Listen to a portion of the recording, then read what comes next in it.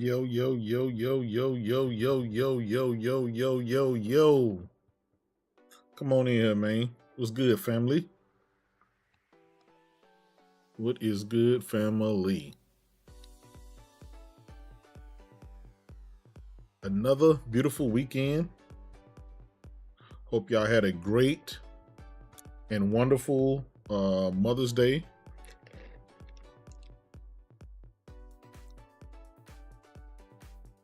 You know what I'm saying? I know y'all spent a lot of money on moms. I'm going to just tell you now, we need that same energy come Father's Day. Yes, sir. We need that same energy comes Father's Day. We don't want no more ties. We don't want no more socks, no more drawers, none of that. We want to get wined and dined. We tired of barbecuing on Father's Day. You know what I'm saying? Michael in the house was good, player. Uncompetitive. Shout G. Classic 153. What is good, my player? Who else in the house? My brother Sick Humor. We gonna talk about it. Big facts, brother. It's the Wild Wild West out here. You already know. You already know. Navenzo in the house. Consumptive Soul was good. Taryn, my brother. Heat the Heathen Stevens. What up, player?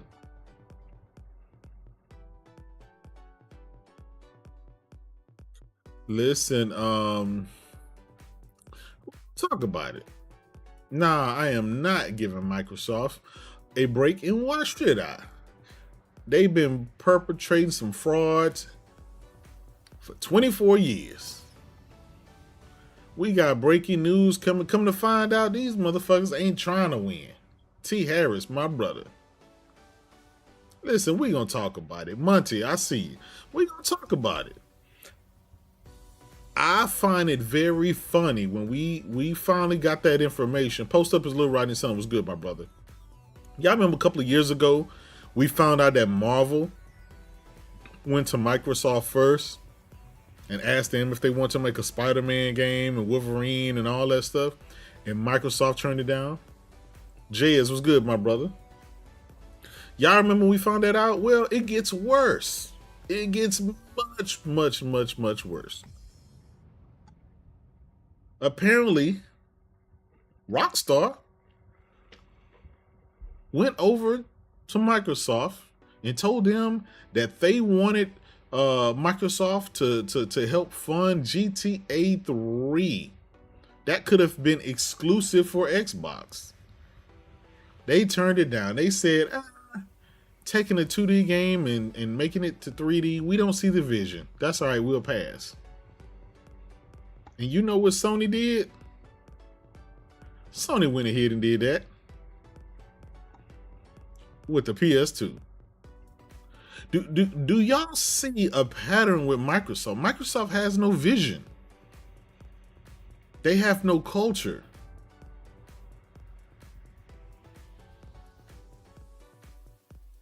They have, and listen, let's face it, and those are not only the games, right?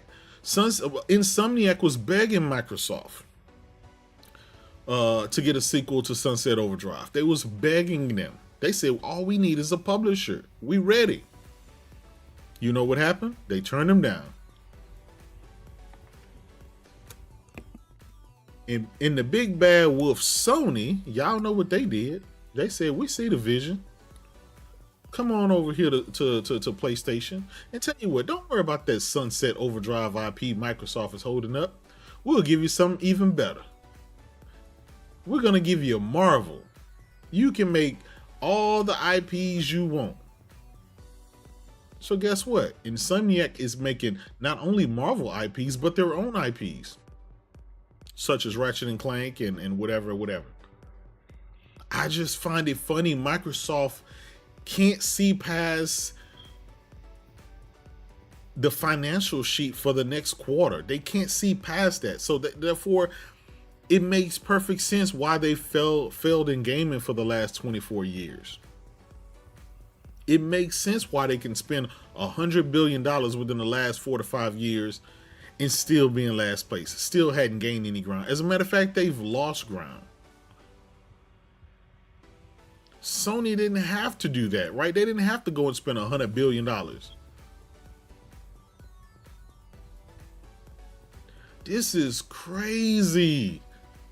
When I seen that when I seen that little interview that they had, I guess that's from a documentary or whatever. Another part of that show where the developer, after Microsoft bought Bethesda, Matt Booty went out there and he tried to change their culture. Now Phil was out there saying, yeah, we don't want to change anything.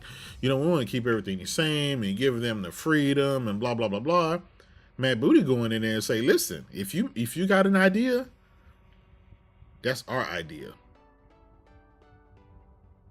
That's ours. We own that. And the head developer, the head guy, he was like, well, Matt, you know, we told them, you know, they come out with some great ideas. They can go do whatever they want to with it. You know, they fund it. They do whatever. You know, I kind of gave them that leisure. Matt said, nah, we're going to change that, player. If they think of a great idea. Now, mind you, a lot of these ideas had nothing to do with making games. A lot of this stuff was like with charity and other stuff like that. Matt Booty wasn't having it. He said, whatever you thinking, whatever you say, whatever you smoke, whatever you eat, we own that. We taxing that. That's ours. Matt Booty is corporate. He is a corporate guy. Phil Spencer is a corporate guy. Sarah Bond is a corporate lady. A lot of people out here think that they're your friends. They think that, you know, like they're one of you. They're not. These guys make multi-million dollars a year. Veteran Prime, my brother, what's good? BK Bedstein in the house, what's good? So the way they're moving now, it brings a big spotlight into the shadows. These guys had all the money, they had all the time, and they still don't know what a good game is. They sent Sarah Bond out there in that interview, and she just flubbed it. She doesn't know. She's just winging it. She's trying to be a Phil Spencer. She's trying to spin stuff with a smile. She couldn't even fake it. It's not in her. It is not in her. Mass produced, my brother. Yeah, Sarah Bond wasn't ready. It took Phil years to learn how to bullshit and learn how to lie to your face with a smile. It's going to take her some time to do that. I know she felt bad going out there lying to people. She didn't even have an answer. That means that they were winging it. Satya Nadella has went out there and said, listen, we spent $100 billion. We're last place in gaming. The hardware is not selling. Nobody's signing up for Game Pass. We need our money back. How are we going to make our money back? We're putting games on any and everywhere. We're cutting our losses. J. Rowe in the house was good. T. Harris. Big facts. He said, if I hear Bond or Field talk about commitment one more damn time, listen, these guys are professional liars. That's what they are. They're professional liars.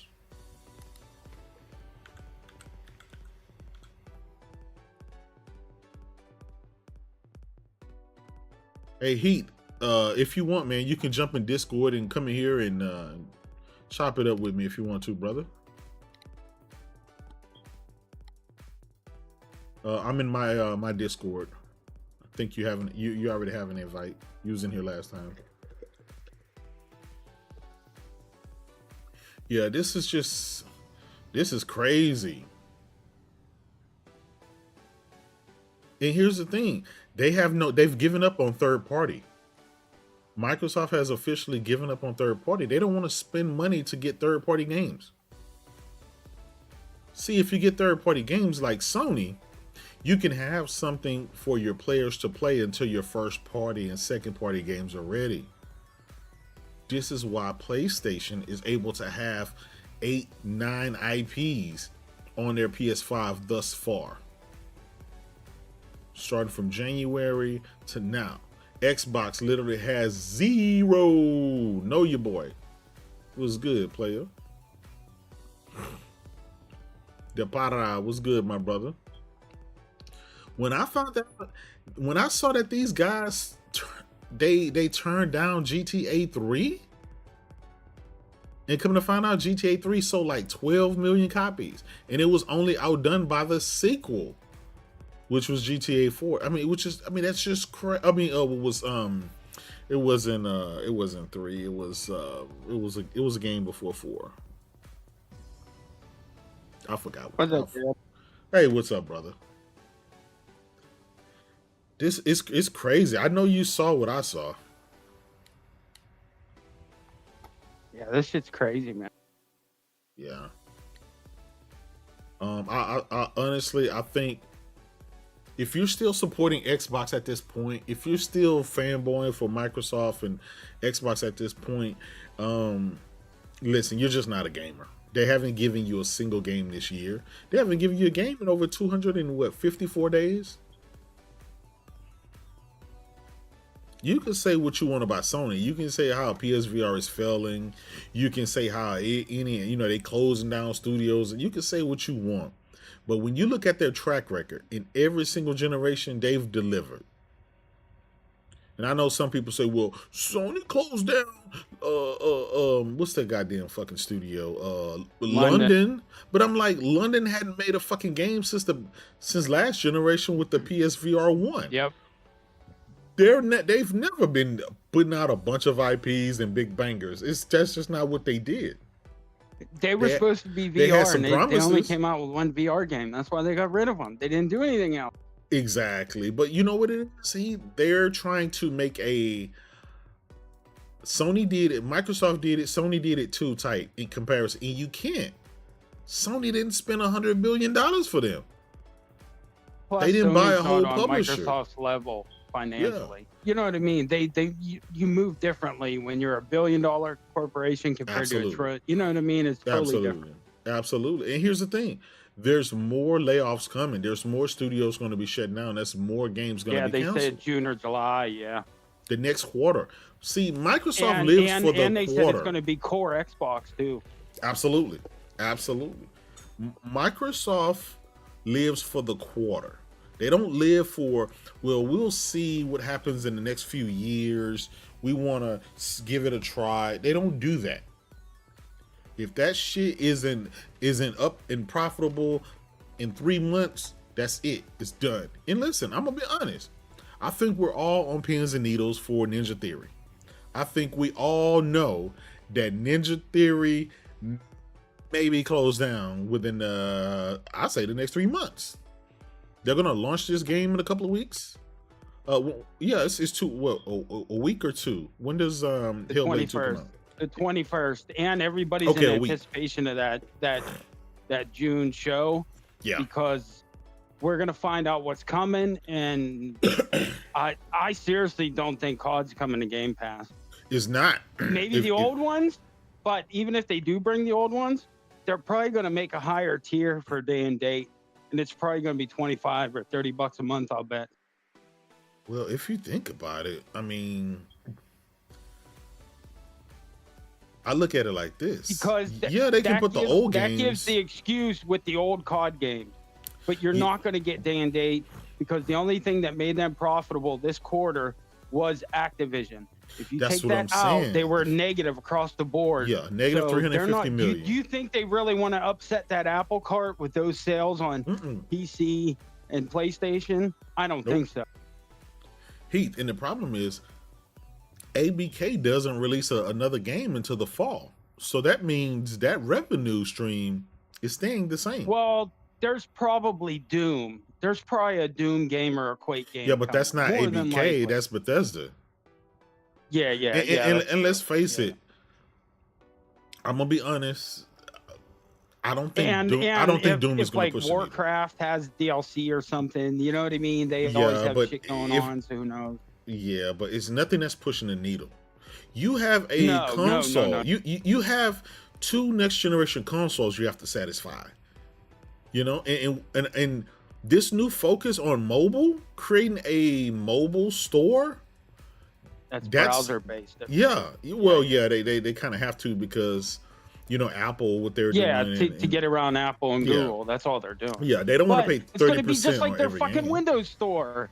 They're going to fucking half-ass it, put 3 to 5 years into it, and then fucking throw it aside, just like they did with every goddamn thing else. Have you played xCloud lately?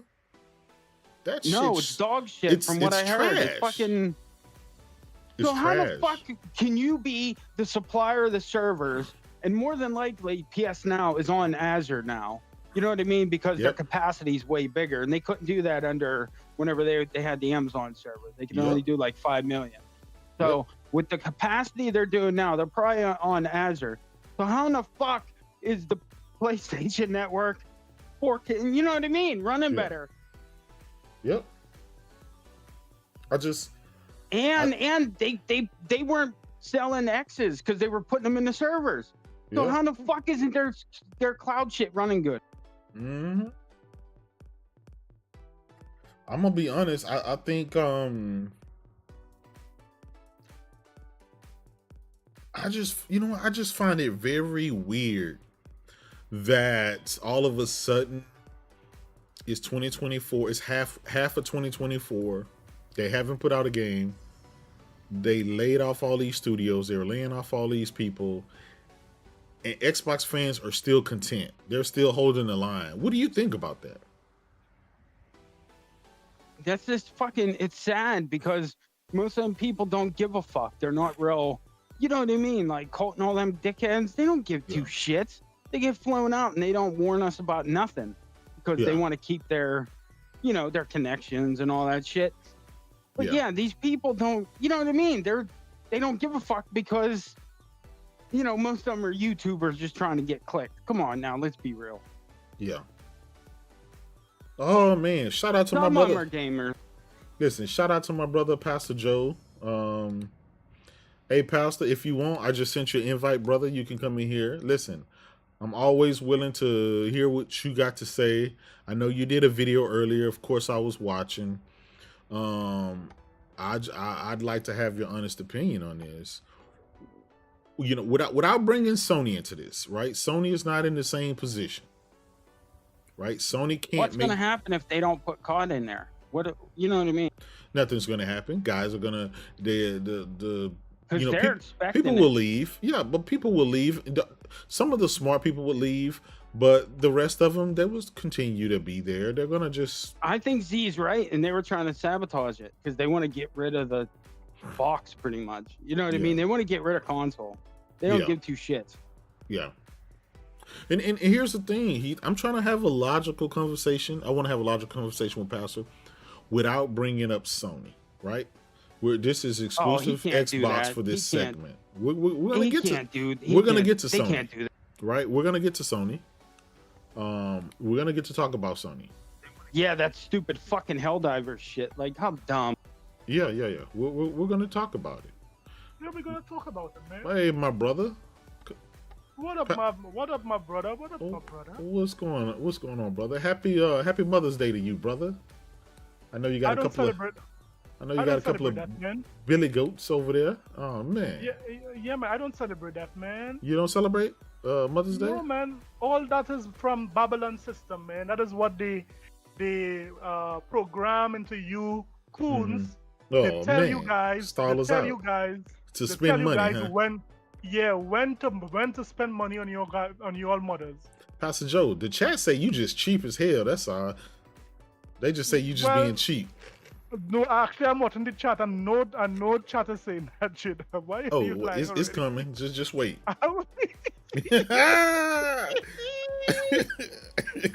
Somebody will say. God, after you plant it in the minds of these coons, of course they would say it. Oh man, hey y'all, Pastor Joe come up here calling y'all some coons. Stall them out, Pastor. Stall them out. So what are we lying about Xbox today? Okay, so I want to ask you this, right? And this is what we have a segment here. This segment is about Xbox, and then the next segment is about PlayStation. So without bringing up PlayStation, right? We just want to focus on Xbox, and then after that, we'll go to the next question, which is PlayStation and how they're screwing up with certain things, okay? All right. So with the new moves that Microsoft is making, such as the rebranding of from Xbox to Microsoft Gaming, and focusing on the mobile, the new store and stuff like that, and you're seeing that they're laying off a bunch of studios, canceling games, and with more to come, right? I don't know if you saw, but there was a documentary out there, and there was a clip from the documentary how Microsoft turned down. Yeah, it's an old one, right? Okay, but to bring that into context, they turned down Take-Two. They turned down basically GTA 3. We know they turned down Marvel. Marvel wanted them to make Spider-Man and some more games. They turned that down last generation. They turned down Insomniacs for Sunset Overdrive 2 because they was begging for them to publish it. With some of these things that they've done, right? They're turning down some of the stuff that could have been big. Do you think Microsoft, do you think they would have been in a much different place if they would have accepted those deals, if they would have went to that? Because GTA was huge, right? GTA 3 was the breakout kid of the industry, right? It went on to sell like 12 million copies, and that could have been a Xbox exclusive. Then, them getting the deal with Marvel would have turned, basically everything Sony is doing with Spider-Man, Wolverine and X-Men and all that stuff could have been an Xbox exclusive.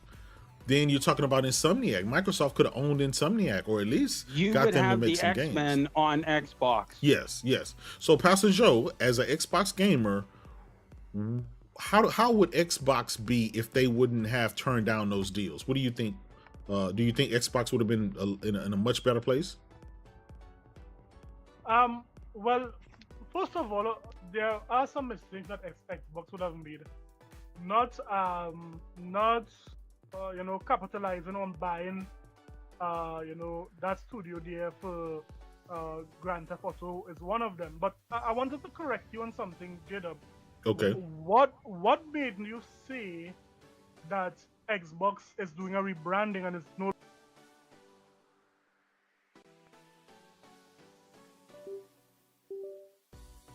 What prompted you to say that? Hello? J-Dub? Hello? I don't know where in the hell he went. J-Dub. That's it? all that. All that Captain got him, man. Yeah, I can hear you now.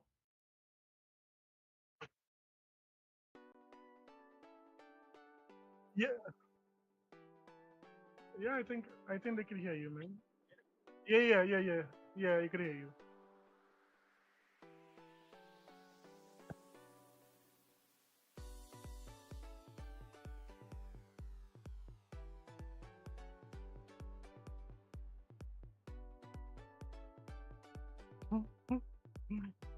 They say no, they can't hear you.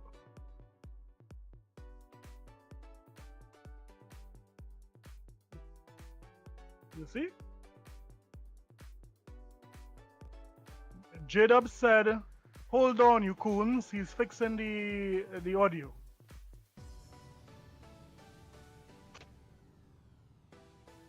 Watch, his fucking computer probably did an automatic update or some shit, you know? Nah, it's NVIDIA broadcast. Yeah, Yeah, they can hear me now. Yeah, I know y'all can hear me now. But, so Pastor, yeah. So, okay, so the whole rebranding, right? The whole rebranding thing, that's not J-Dub saying that. It started last year with Game Pass when they removed Xbox from the name whenever they did it. Now it's console Game Pass and PC Game Pass and Ultimate Game Pass. There's no Xbox mentioned. Yeah, well, that's the one thing. That was the beginning of it. Yeah, I agree. Them speaking less about Xbox and more about other things. So it's not J-Dub saying this, but if you look at all of the articles, if you look at what Sarah Bunn and all of those guys are doing, and you look at the websites and stuff, it's a complete marketing change, right? Yeah, but this discussion only came about when Sarah Bunn had this interview with Bloomberg. All of a sudden now, persons are saying that Microsoft is no longer Xbox gaming. It's Microsoft because gaming. there was articles that came out that they said Xbox founders said that they were talking to people behind the scenes, and the devs were told it's Microsoft gaming now. Like they're changing it to Microsoft gaming. So all of this is speculation and rumors, right? No, this is not. It's how about this, Pastor Joe? And you know that I posted in the DMs. I posted all of that stuff. Developers, Satya Nadella, Matt Booty, and others are on video in 8K talking about this Microsoft gaming. Now here's the thing.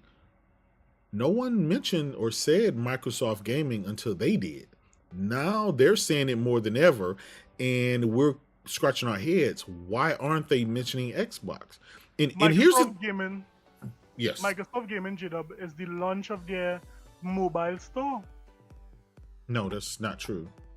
Yeah, that's the name of their mobile store, Microsoft Gaming. No, that's not true.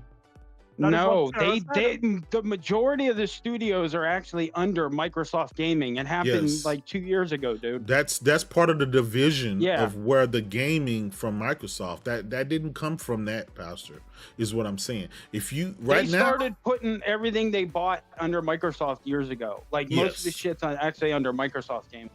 Yeah. Now here's the thing, Pastor. If you would have said Xbox Game Studios, that would be one thing. But this is Microsoft Gaming, meaning this is the top. Everything under that falls under that umbrella. But we don't see them saying Xbox console, Xbox Series X. Like they just really, even the marketing thing, even the whole Hellblade too, right? Everybody's like, some of the most diehard Xbox dudes are screaming to the top of their lung, where is the marketing for Hellblade 2? I haven't seen anything. Where's the marketing? Why aren't you marketing? You know, I've seen an ad, right? A little ad, but we haven't seen any big rollouts. And all they did was post screenshots from before. That's all it was. The old screenshot. And Aaron Greenberg tweeted out saying, here's a header in a red logo. You guys can use this. Here's your marketing. And so shout out to my brother Blaze. What's good, my brother? Hey Blaze, quick question, man. If you want, I would like to get your opinion on this. I'm gonna send you a Discord invite right now. I just want to, get your point of view. If you can, you may be at work or something, so don't feel obligated, but I just sent you a link.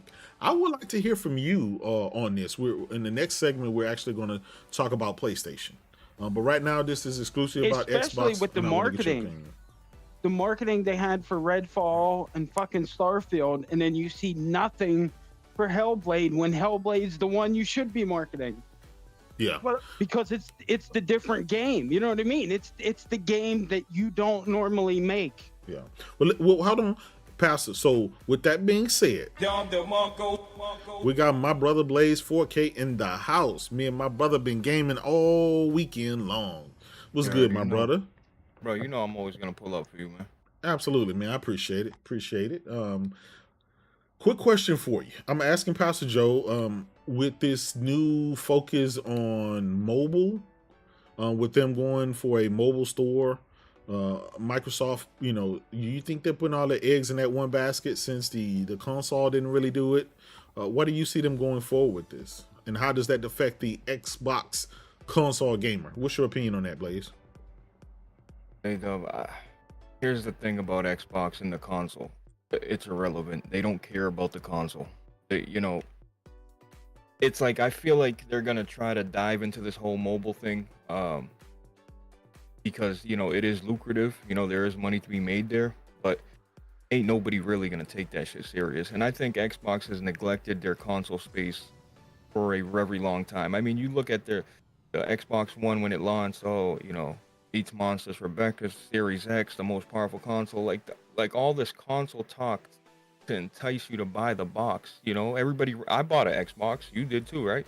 Yeah. But you try to utilize it. Like, I'm like, damn, give me a reason to turn this shit on. Seriously, like anything.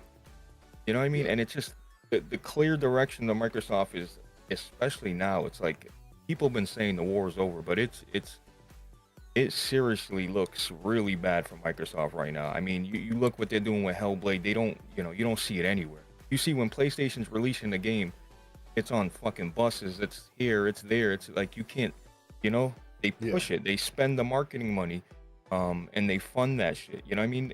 It's like, it's almost like Microsoft doesn't believe in their games. They know Hellblade is a AA game, and I just don't see Game Pass. Right. I honestly, if Microsoft launches another console, I'll be shocked. Like a next gen console. Yeah. So what he's saying is that all Sony games that is exclusive, they market the hell out of it. They did the same thing for Foam Stars and the Rise of Ronin and the other games that didn't sell. They were all marketed. They were all marketed big campaigns. Time. Yeah, they had commercials. They had billboards. They had a lot. Yeah, for all of them. Yeah, even Foam Star, they had like billboards. They had subways. So why did those games fail? J-Dub, you see this with shit all on those Twitter, because most live service games do fail. Foam Stars failed and Helldivers didn't, because that's the nature of the beast. That's just the way it works. Well, hold on, but I will say this, right? Is those games were not created by Sony. Those were third-party games. So those are Square Enix games, and those were Team Ninja. Right. So hold on, Pastor. Hold on. So those are other people games. Sony just marketed those games since they had the exclusive deal with it, or the time exclusive with it, right, Pastor? So you can't. I see what you're trying to say and what you're trying to do. We're saying is Microsoft's first-party games, right, are not getting the marketing that it should, right? Sony markets the hell out of a game that's not even theirs. Microsoft just sends Aaron Greenberg out there to tweet, right? Like, that's what we're saying, Pastor. Was Starfield marketed well by Microsoft? I think it did. I think and I think that was the I'll be honest, Pastor. Wasn't that the last game that they released, or that was those two that and Redfall were the last game that were actually marketed. Yeah, that was the game of the generation, Pastor. Remember? Right. No, that didn't numbers, right? No, it didn't sell numbers. It had engagements, but it didn't sell. It sold because we saw how many copies did it sell? We saw it didn't win NPD when it launched. Actually, when it came out just in early access, it was topping in the first 5 in NPD according to Eurogamer, according to the Euro stats. They were stopping in box sales. Okay, when the monthly came out, it wasn't there. And it was the most refund. It was one of the most refunded games passed on Steam. That's on Steam. That's on Steam, right? Yeah, but Steam is the biggest. That's PC is the largest install base for Xbox, that's right? That's the biggest platform. Well, in general. Well, based on what the information help us to see, we see that Starfield was a roaring success based on what the articles say, right? Roaring success. According to you, but according to hold on. Yeah, you can post article, but I can post another article. DLC and shit. Okay, no. Let's focus because I want to stay focused, right? I don't want to get sidetracked. The focus right now, Pastor. Do you think Starfield saved Xbox? Do you think it did what it needed to do for Xbox? Did it bring it back from the brink of death? Do you think it did that or no? First of all, Xbox was not on the brink of death. I mean, that is the small Twitter community was saying that. But just like the only thing that Xbox needed to do, or Phil and them needed to do, was just pump out high quality games that get the gaming industry excited. Because that is exactly what Starfield did. Starfield increased console sales for that month. It increased in user engagement for that month. So everything was increased when a game like Starfield dropped. So all Microsoft need to do is have a more steady flow of games, and guess what? All of this talk and banter about Xbox dying would just go away as normal. Games is what propel the console, and quite frankly, Microsoft have a big lull of not having games. So from Starfield to now, that's a big lull. And of course, if that happens, you will see a drop off. Shout out to Jedi Master E for subscribing. I appreciate you. Yeah, but J-Dub, it sounds like they're trying to win the month. Oh, we brought a lot of interest that month. That's the problem. Their mindset. Like, yo, you need to drive interest full time to your console, to your ecosystem. Not like, oh yeah, when Starfield launched, we had great numbers. Yeah, but did that drive more console sales? Did that bring more people to Xbox? And the answer is no, it didn't. It didn't. And the next month it fell off, so it didn't matter. One thing we have to do, right? We found out now, last month, based on these articles, based on the interviews, and based on Microsoft's own words, and the data that was given, those user engagements, those I'm not even gonna say fake, but the skewing of data in the way that they spin certain things and word certain things, it hasn't worked, right? It makes people like Pastor Joe, and not to pick on him, but it makes people like him, people like my brother King David, people like and other people, Mello Post Up. It makes them feel like oh yeah, they really did something, and this is very good, and it sold this and it sold that, and it was more players. That player shit didn't mean anything. It was a facade, because at the end of the day, the only thing that matters is the mighty dollar. And if people are not going out buying these games in droves and buying these console in droves, then guess what? You're going to end up what you've ended up now, with massive layoffs, massive game cuts, and everything else. I know everybody in here has seen the interview with Sarah Bond. At the end of the day, right now, Satya is like, we want you to buy the game. Spend $70 and buy the game. We need the money. We're not going to waste any more money. That's a change. Yeah, we're not going to waste any more money on these smaller games. We need big shit. They shut down Tango, right? And I know everybody's thinking like, God damn, they made one of the best Xbox exclusives, right? Yes. But when you look at what's I can't even think of the fucking game right now. Wow, I just went blank. Hi-Fi Rush. Hi-Fi Rush, right? Excellent game. People loved it, right? Blah blah blah. Stealth drop. But again, especially with the like, you listen to all the interviews, like that's. I know you're looking at it like, damn, how could they shut that studio down, bro? Those games are not console sellers. That's the problem. These little bullshit project, passion projects that are great games, but they're not bringing interest. Massive interest, and, you know what I'm saying? Like that's just the reality. Microsoft, especially when they're looking at it compared to COD. You know what I mean? Yeah. I'll tell you this: the reason for shutting down Tango Gameworks was very obvious, right? What's the obvious? The co-founder left. Yeah, yes. Shinji left, and like 70%. And when he left, he took a good bit of the core of the core. That's not true. That's not true. That's not true. They debunked that, Pastor. No, they debunked that. And I'll send you. They said that 7 out of 10 were different by the end. Yeah. By the end, like 7 out of 10 left. Hold on, Pastor. Hold on. I'll send it to you. But I'm not going to derail the conversation. Yeah. Right. I want to stay on topic. Yeah, because left though. A bunch of people left with him. No. Shout out to Tom Warren. He debunked that. He said the rumor that was out there was a story going around that saying a bunch of people left with Mikami or whatever. That wasn't the case. He left. And matter of fact, he even hold on. Matter of fact, he even tweeted that it was sad what they were doing. He moved on, but. Of course, people will make excuses for everything. Pro Xbox guys will always make excuses. And again, it's not necessarily just about Tango Gameworks. At the end of the day, if you're a gamer, that game to you was successful because it was a great game. And Microsoft don't have the pedigree. They don't have. Who led the production of that game to make it a good game? Not Shinji.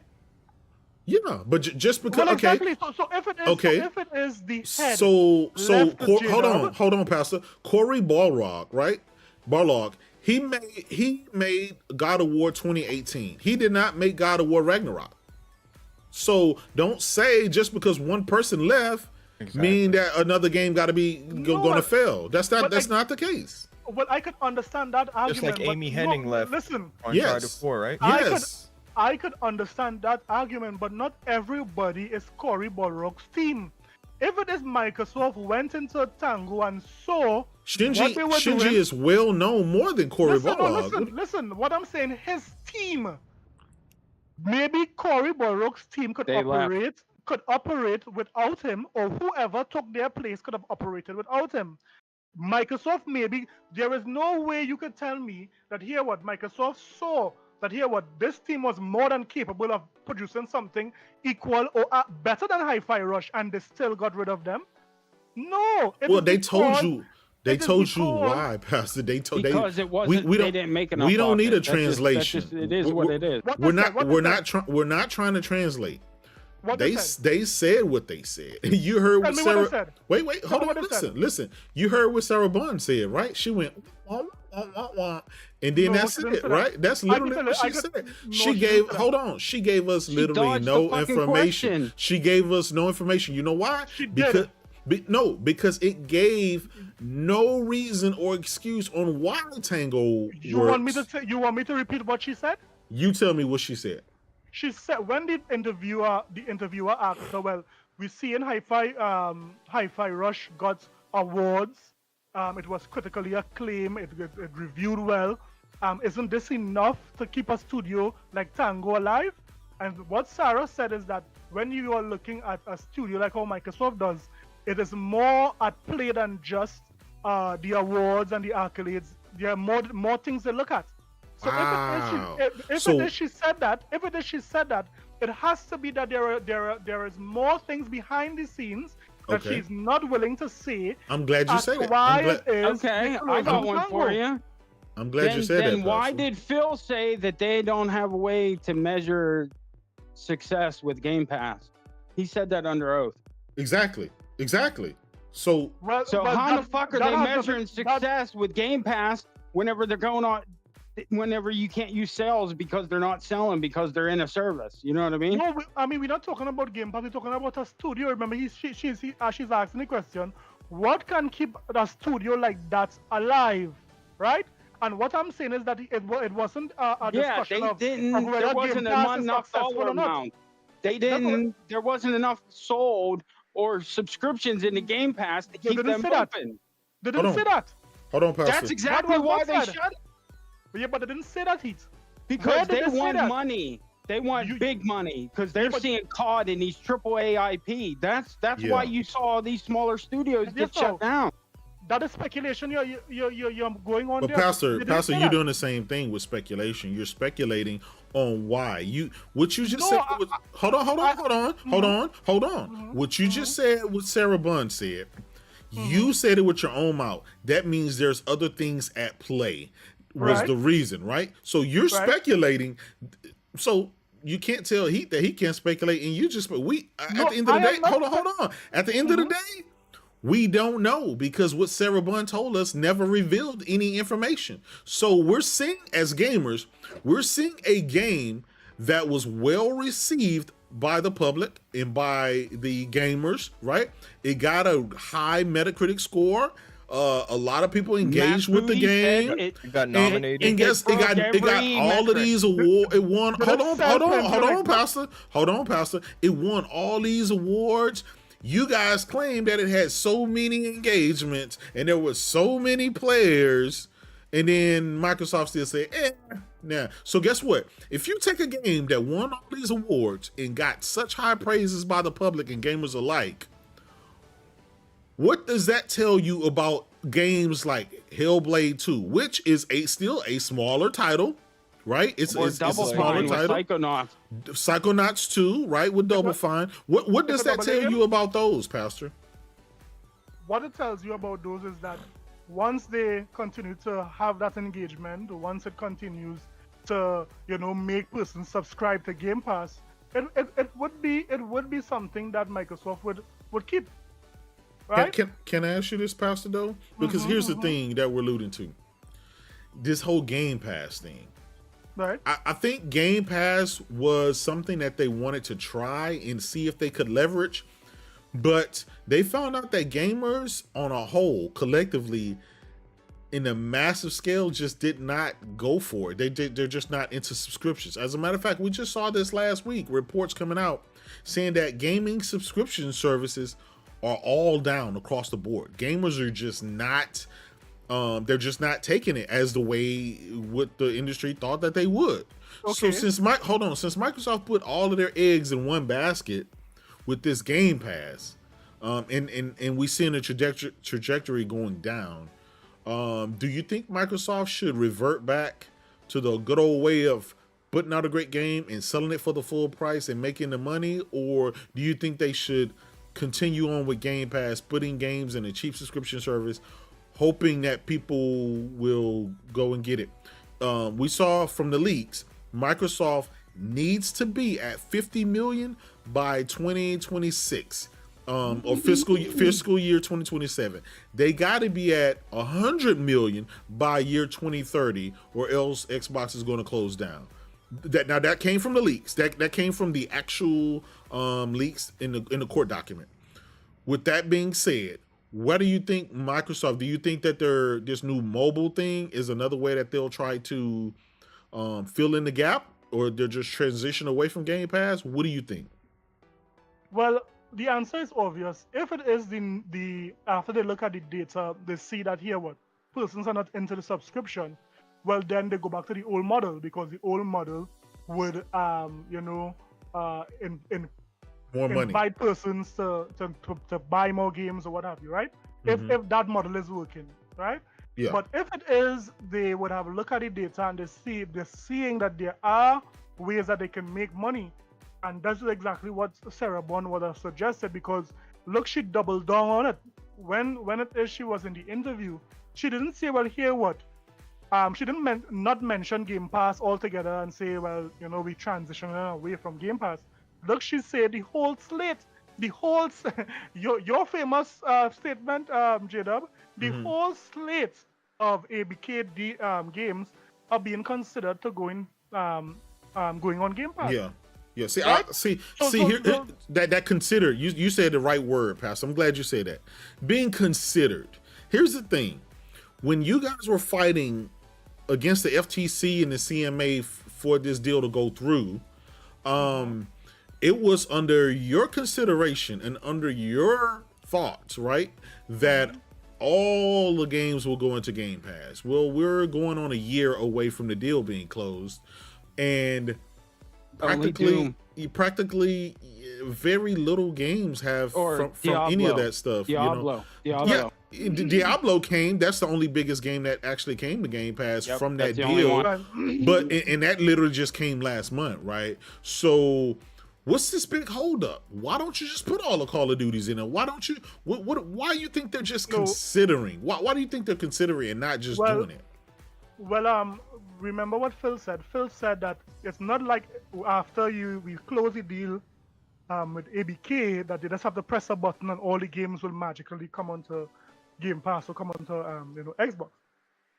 He did say it will take time to bring some of the games over. But in my opinion, this is just my opinion, I think Phil Spencer and the team would be insane to put Call of Duty, the new one, day and date on Game Pass, because Call of Duty is the highest selling game.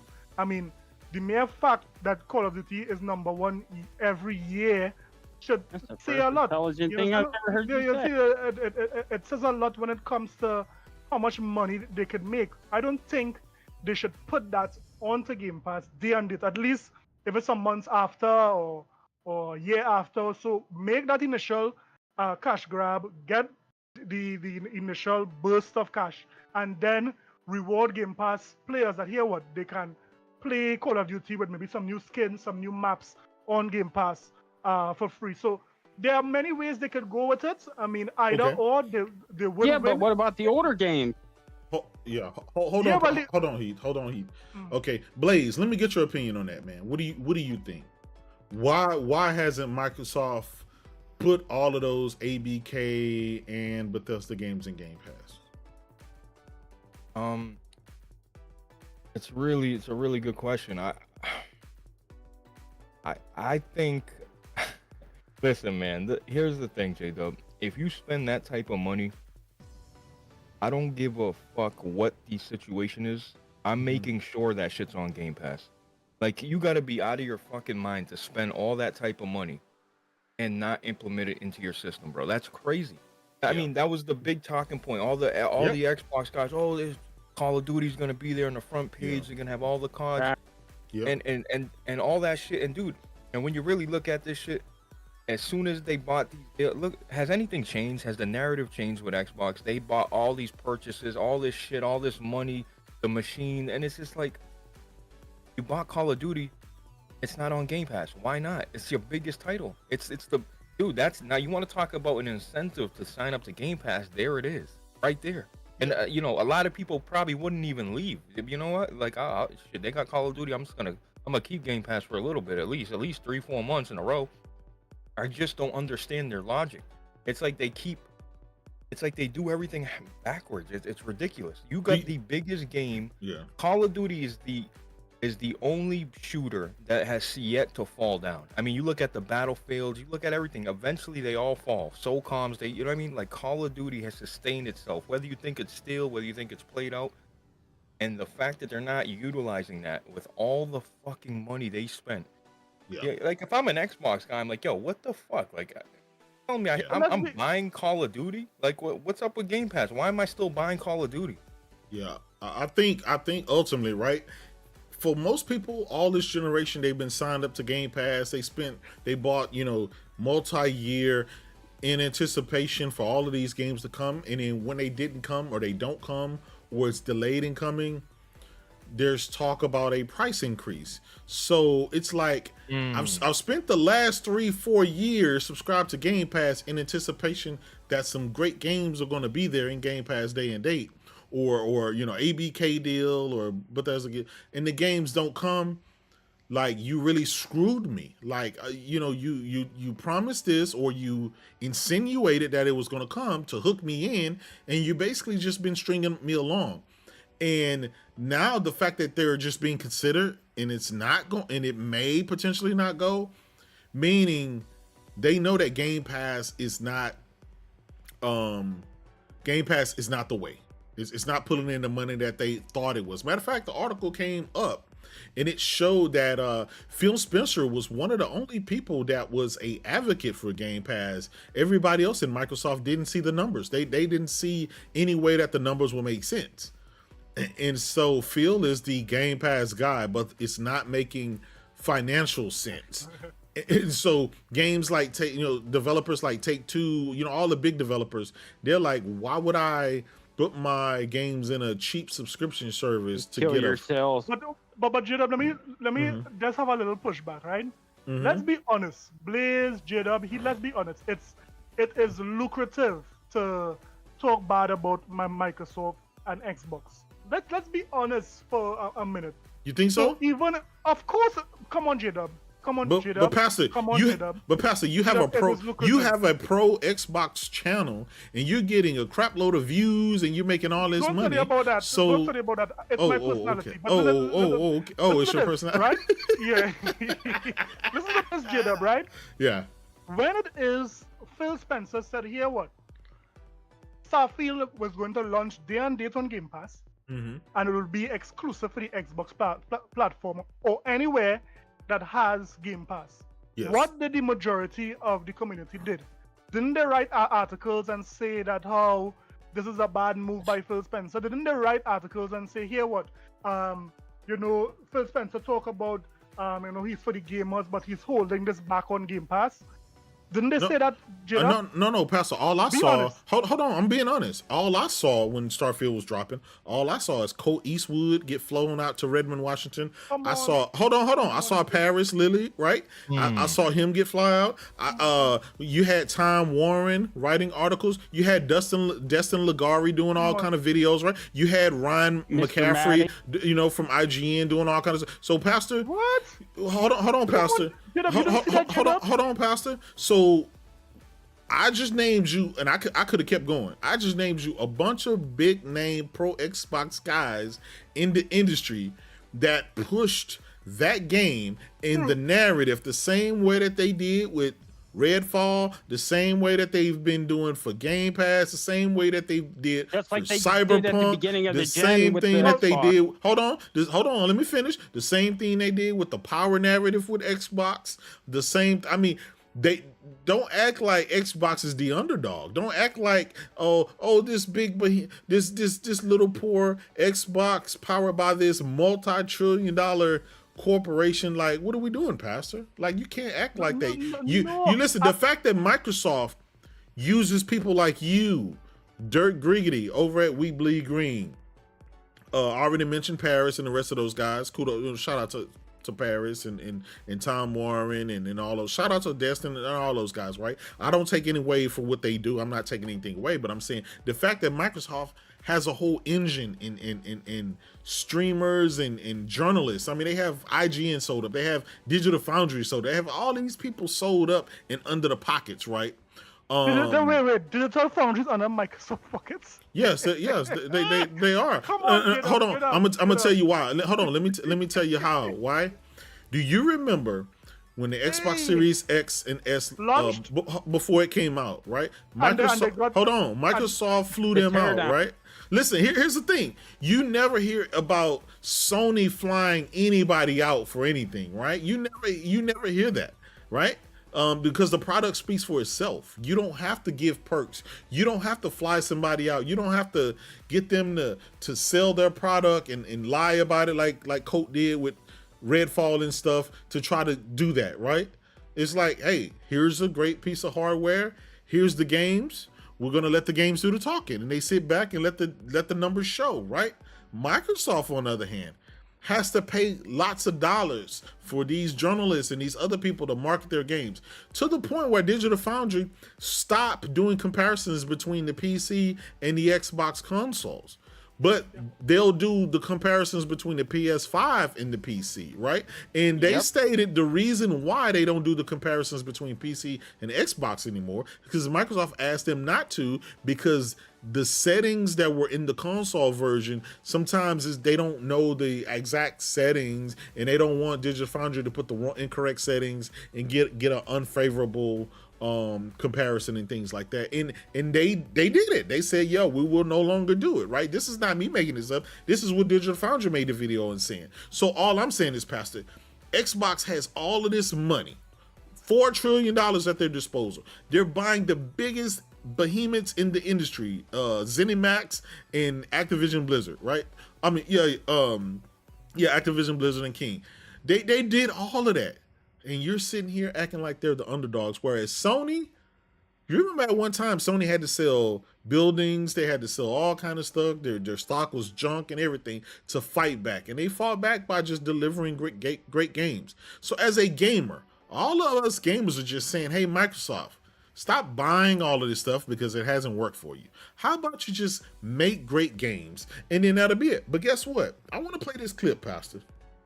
I want you to listen to this. A ton of people, but it's just the truth of the matter is that when you're third place in the console marketplace and the top two players are as strong as they are and have, in certain cases, very, very discrete focus on doing deals and other things that will that kind of make being Xbox hard for us as a team. That's on us, not on anybody else. Our vision is that everybody who's on console has to feel like they have a great experience and they're a first-class citizen. They've invested a ton in our platform. But we are not in a position, and I see it out there. I see commentary that if you just build great games, everything would turn around. It's not true. So as a gamer, we're saying just make great games and the gamers will come. Phil Spencer just said with his own mouth, we hear you saying just make great games and people will come, but it's not true. That's what he's saying. Hey, so they're like, know about you, yeah, but I don't give a fuck if I'm getting my ass beat. Ain't no way I'm telling you I'm getting my ass beat. Like, I'm never gonna let you know that I'm down. I'm never gonna let you know that I'm losing. Like, for him to come out and just wave that, we're third place, like, bro, just, you know what I mean? Have some confidence, have some belief, and like the guy just don't have none of it, bro. Like, how do you relay that shit to your fans and then expect them to believe in your product after? He didn't hold the line. He didn't hold the line. He's not in charge anymore. Satya is. That's why. I would have agreed with Blaze that okay, no leader should say they lose. But I believe he was playing that until the ABK deal was closed. He was pretending to that be was after. That was not after. Yeah, it was after. Was not after. Oh no! Hold on, Pastor, because I got the date on it. You're right. It was before. That was right before CMA hold on, Pastor. He was invited to kind of funny games. I remember that day well. Hold on, Pastor. Because I want to play another clip, right? And I want to see what you say about this, right? And this is a guy. This is a guy that's in the know. And he gets flown out and stuff like that. I just want to see. Just listen. But there is a rumor, Fonz, and you're hearing it right here first, that Xbox might be slightly ahead worldwide, ahead of the PS5. Hey, J-Dub, do you know what I think they're going to do with COD? I think they're going to do a price hike, and they're going to do a higher tier for the day and date. They're going to move the day and date to like a $25 or $30 tier with the older COD games, but I don't think they're going to put the COD on their day and date because it just makes too much money. What is the accountability in this fucking community? Like, if I got flown out and pampered by PlayStation, and I'm telling you, oh my God, bro, Foam Stars is, whatever, like, and then like y'all just oh, there might be bro, nobody holds these dudes accountable, and I'm not just picking on Cole Eastwood, but bro, you talking out your fucking ass, you know what I mean? And then these dudes just forget about, act like it never happened. Oh, it's no big deal. Like, nah, that's bullshit. Redfall. No, okay. Some pro Xbox guys got caught with Redfall, right? They got caught with Redfall. But if it is that you have a fan base and you are being, how to say, pampered by these companies, you should have full disclosure. Say, here, what? This was provided by me. I did not Starfield was only reviewed by Xbox people. I didn't purchase. That's why it was so high at first. Well, we'll get to that. I didn't purchase this particular game, so you know what? I'll wait until I purchase it with my own money, and then I will give my full honest review on the something like that. Because I see guys who in the cell phone industry in that side, they don't talk bad if they sent the phone, but when they purchase it with their own money, then they feel free to review it, right? Honestly. So, Did you see the new shit with that new mobile game? The Rivals game? That you have to sign an NDA if you want to get in the early access, that you won't say anything bad about it? No, I didn't see that. What, Marvel's Rivals? Yeah. I just seen that. I didn't sign Who's making that game? Who's making that game? Microsoft? I saw the articles about it. The early access shit. Overwatch shit. Yep. Yeah, I got a key on Steam if anybody needs it. Because that's from a Chinese company or some shit. I played it. It's not bad. I don't like those type of games, but it's cool. I didn't sign it. I don't. Maybe I did sign NDA. I don't know. I got 2 keys though. If you need one, Jay, though, let me know. Hey brother, you already know I need one. Pause. Save one for me. Pastor. All right, so I think we can come to this, right? Here's the thing. We get on these podcasts and we talk all the time. And yeah, we cap and stuff like that for the fun of the show.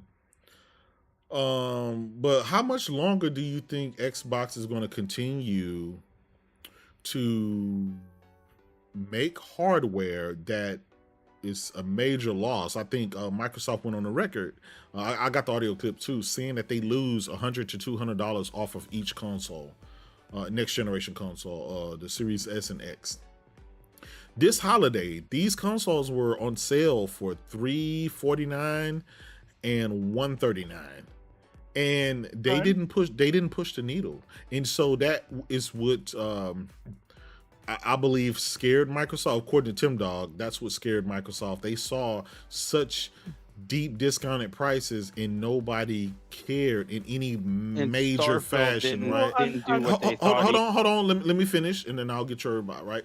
So when you drop the price that drastic during the holiday season and you've already shot your load with Starfield and Redfall and Forza Motorsports, and people are still not uptaking, I think that's what scared Microsoft and had Satya to step in and have them to revise and look at every studio, every game and everything, and see if it's worth to continue to invest money into those studios and see if it's going to get the return on investment that they need. I know a lot of Xbox fanboys thought that Microsoft, being the world multi-trillion-dollar company, can keep just bankrolling and throwing money at the Xbox gaming division. Just keep throwing money no matter if they make money or not. I think Satya came out and said, no, that's not the case. You have to make it worthwhile. We spent, and they didn't spend $100 billion for Xbox console. They did not. They spent $100 billion for Microsoft Gaming, right? To be a third-party publisher, because these games are going to Nintendo and PlayStation. And they said, hold on, I'm wrapping this up. They said, Satya Nadella and Phil Spencer said, but especially Satya Nadella, because I got the clip, This ABK deal accelerated their plans. And we've said this prior to the deal that Microsoft was moving like they wanted to be a third-party publisher. Well, now this ABK deal, having King, having Blizzard and Activision, it accelerated their plans, and this is why you're seeing those games come to PlayStation and Nintendo. And Satya being on record saying that he doesn't look at Sony and Nintendo as competitors anymore. He look at them as being part of the Xbox ecosystem and being a part of the family, because he's going to continue to supply them with ample amount of games, unlimited amount of games for the Xbox fan base. Now for the PlayStation fan base. Let me say this, right? There's a couple of things there that you said was misleading, right? First of all, Microsoft, being a $1 trillion company, has nothing to do with Xbox. Satya would have allotted a certain amount of money to Phil and his team to get the Xbox ball rolling, right? And from then Xbox as a division have to stand on its own. You know, not because they have this big pool of money means that every time that they need money for something, they're just going to get it. No. Xbox as a division have to stand on its own. So whatever money that keeps the Xbox division in operation, this is what will dictate what Xbox does. So forget about the $4 trillion that Microsoft has. That's not how the business is run, right? Let me also say this, right?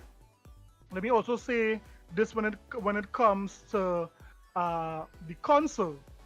When it comes to the console, what Microsoft is seeing, Microsoft would have released Starfield on September the 6th, right? This released on Game Pass, and it also released on PC Game Pass, right? So that didn't mean the majority of persons, if they were purchasing, say, console that Monday, would have been doing it for Starfield. So we have October, November, December that didn't have a major title. We had Forza Motorsport, but that was not a major title. And in true history, Forza Motorsport never sold any sort of consoles, right? Wait. Forza is a main staple. Yeah, it is. It's a main staple. I never said if it's not a main. Listen to the words I'm saying. I never said if it was a main staple. It is a main staple. But it has never been a console seller. We have never seen that's not true. Wrap around. Yeah, that's not true. That's not true. Okay, Pastor, I've owned every single Forza Motorsport that's game. You, Jada. No. Listen. Hold on. Listen, Pastor. Right? Because I have more credibility than you, Mr. 6,000. Right? No. Hold on. That's a lie. Hold on. Right? When you think of the 10-pole games under Microsoft that has been there since the beginning almost, right? When you think of, remember Kid Smooth made this song, Halo Gears and Forza, Halo Gears and Forza. I could explain that. You didn't, no. You never waffled, you never did that, because before we got a Forza Horizon, we got a Forza Motorsport. It was Forza Motorsport first, right? I could explain that. Go ahead, explain. Forza Motorsport was hailed as a staple game because of its quality, because of it actually used to of the game. Sales. It used to sell a lot. Listen. Show me any launch day for Forza where persons was wrapped around like Halo. Let's be honest. Pastor, no. Hold on. You're being okay. Hold on, Pastor. No, Pastor. This is what you're doing, right? You're going back to the 360 days, taking something back from Halo 1 and Halo 2 and Halo 3, and you're trying to apply that to the modern times. You can't do that, right? You can't do that. What you need to say is Microsoft used to have consistent franchises, and those top consistent franchises was Halo, Gears, and Forza. Right? Hold on. Pastor. Nobody stands outside around the lines anymore for anything dealing with Xbox, right? Especially because we have the whole online and digital That's digital not the stuff. argument. Hold on. No. The argument is the tentpole franchises for Microsoft's Xbox was Halo, Gears, and Forza. You can't remove Forza from that. You can't act like it is. That was just small. No, you can't. I'm not gonna let you do it. You can't. Not only because I'm a diehard Forza fan, right? But I'm not gonna let you throw something out of the door just because it doesn't fit your narrative. I'm not gonna do that. What you need to say is, Microsoft, and I think every gamer would say that, Microsoft has only ever been known for 3 particular franchises that have been high quality, high standards, and high sales. Of course, a racing game from Microsoft is not going to sell as many copies as Halo and Gears, of course. But it was a great, high rated, high selling, high quality tempo franchises where you can release them and everybody knew that we're going to be high quality and they were going to sell a lot. That is not the case anymore. Until they started putting in Game Pass. Halo doesn't sell what it used to. It's not the franchise it used to. Gears doesn't sell. It's not the franchise it used to be. Forza don't sell. It's not the franchise it used to be. So you've seen this trajectory from these 3 tempo stables go down to the point where. Go ahead. Let me ask you a question. What's the highest selling Forza game? The highest selling Forza game? Yeah. Let me look it up. Highest selling. No, hold on. Forza game. Now I will tell you that it's actually Forza Motorsport. Hold on. Individually, Forza Motorsport 3 sold 3 million units by February 2010. Forza Motorsport 5 was bought by over 1/3 of all Xbox One owners, meaning at that time it had sold 1.3 million units, and Forza Horizon 3 sold 2.5 million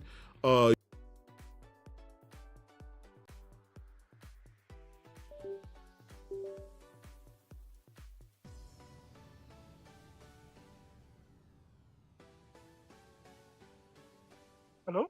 J-Dub, you were bought now. The button, yeah. Yeah. Yeah. You're good now.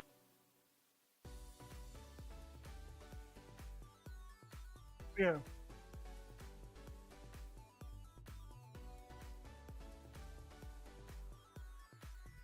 Sold 2.5. Yeah. All right, go ahead. Right, beautiful.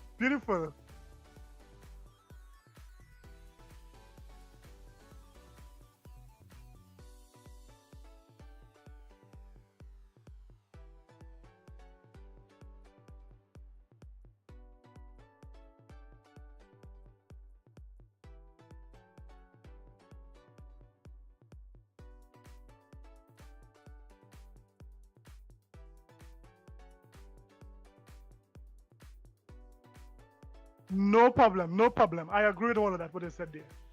Here is my argument. Forza was never a big game like Gears or Halo. Look, I'm even seen Fable. Look, listen. I am the numbers. Men lie, women lie, but numbers don't lie. The numbers does not support your argument, J-Dub.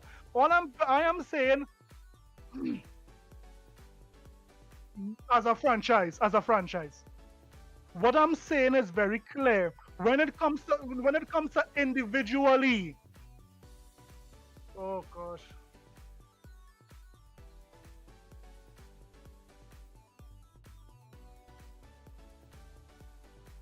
What?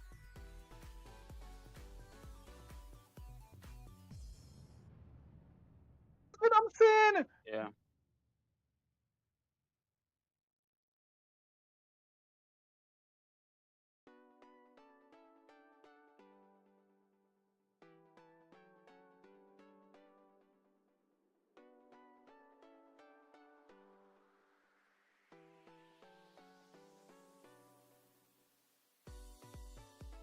Fable.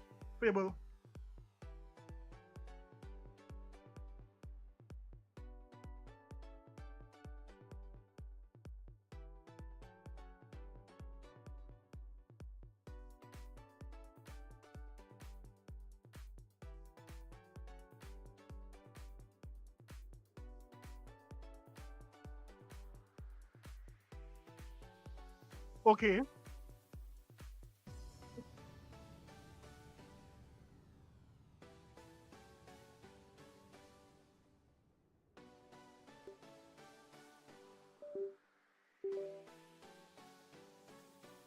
No, listen to what I'm saying. As a franchise, maybe collectively, because what happened is that Forza would have had more releases than Fable.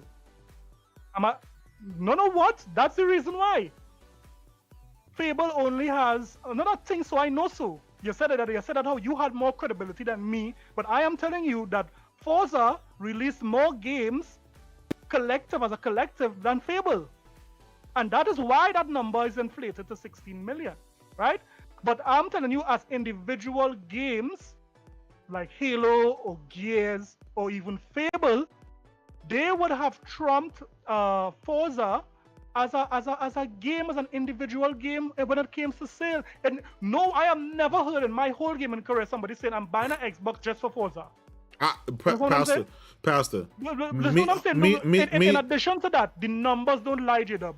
I already showed I just gave you the numbers, Pastor. Yes, but I told you the reason why. The reason why it is Forza sold more than Fable is because they had more iterations on how it named Forza.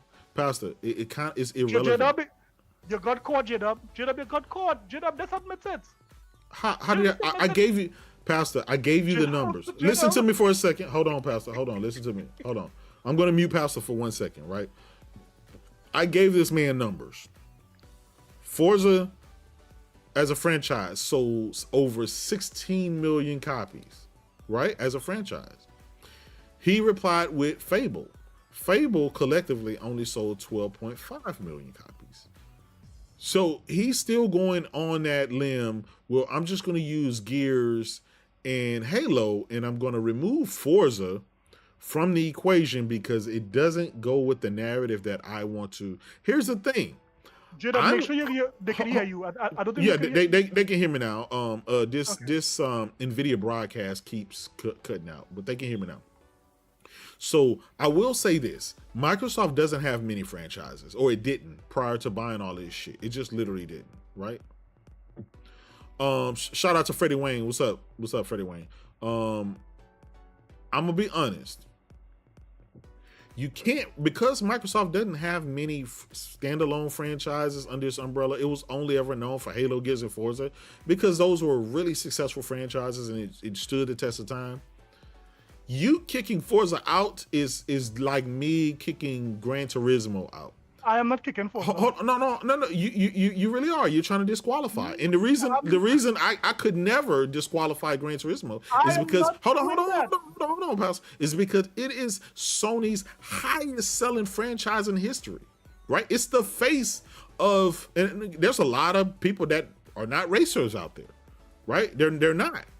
But it sold more copies of its game than any other franchise that it ever had. So I couldn't dismiss that. Gran Turismo Sport sold over 14 million copies. Matter of fact, Gran Turismo 7 done sold over 11 million copies as of right now. So I'm just saying, Pastor, I agree with you. As a Forza fan, and maybe I'm fighting you because I'm a Forza fan and I don't like. I feel that's the reason why. Because logically, there is no Forza game individually that would have beaten Fable 2. Okay. Or Fable 3. But none of them. That's okay. How about this? As individual games. I don't listen. Am I right or am I wrong, Jada? Am I right or am I wrong? I'm gonna disagree with you. I think listen to me. Listen to me, Pastor Joe. Forza Horizon 5 is one of the best arcade racing games money could buy, ever built, ever made. I agree with that. Listen, it's such a great game. The reason it didn't sell the numbers that I think it could have been, it probably could have sold 15 million copies if it wasn't free in a cheap subscription service. See, once you create Game Pass and you put a good quality game in Game Pass, you devaluate the game. Shout out to Freddie Wayne. He says Pastor is wrong on this topic. Absolutely.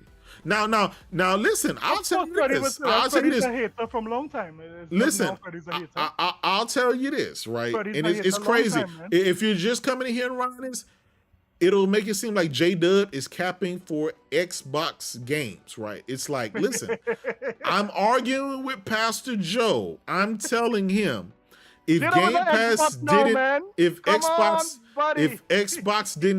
Game Pass didn't exist, Forza Horizon 4 and 5 would have sold unbelievably amount of copies, because I believe they went on the record and said that there was over what at this point, how many players? And now I know the players numbers but I gotta assume half of those 25 million players would have actually bought the game. So half of 25, that would have put you around 12.5 right there, Pastor, right? Just on one game alone. Shout out to the Blaze. He said Forza Horizon 3 sold 5.88 million copies. Fable 2 sold 3.5 million copies. Shout out to him. Shout out to bro. He brought the numbers as well. Listen, I just went to Wikipedia because I wanted to compare. Pastor Joe brought up Fable. I'm sticking with Forza, the Forza franchise, every day of the week. It is what it is, but Pastor, I'll tell you this, man. Listen, I don't know where Xbox is going at this point in time, but are you positive that they're going in the right direction, or are you just gonna hold the line? Pastor Joe? Hey, Heath, you there? Yeah. Okay, Heath here. I guess Pastor here. Maybe he got mad or something. Or maybe he dropped. I don't know. Maybe his phone was. Yeah. Okay. All right. So Pastor Joe got mad and he don't want to talk no more. He over there sulking. He may jump back in here. Let's go. Let's move forward to the PlayStation topic. PlayStation. Heath. Lately Sony, they've been releasing games, right? Thus far, they released around 9 games. Starting with The Last of Us, starting with Grand Blue Fantasy, starting with Helldivers 2, starting with a bunch of more games, right? That's exclusively on its platform, on the console. But no, Mike, Pastor Joe is not muted at all. He left. He got mad and left. I didn't touch him. So, but PlayStation right now, Heath, what do you see PlayStation right now? What do you see them doing? What's your hope for them? What's their outlook? And lately they've been in the headlines with the whole Helldivers debacle with PC. A lot of people were mad that they made you sign into PlayStation, to PSN to be able to play the game.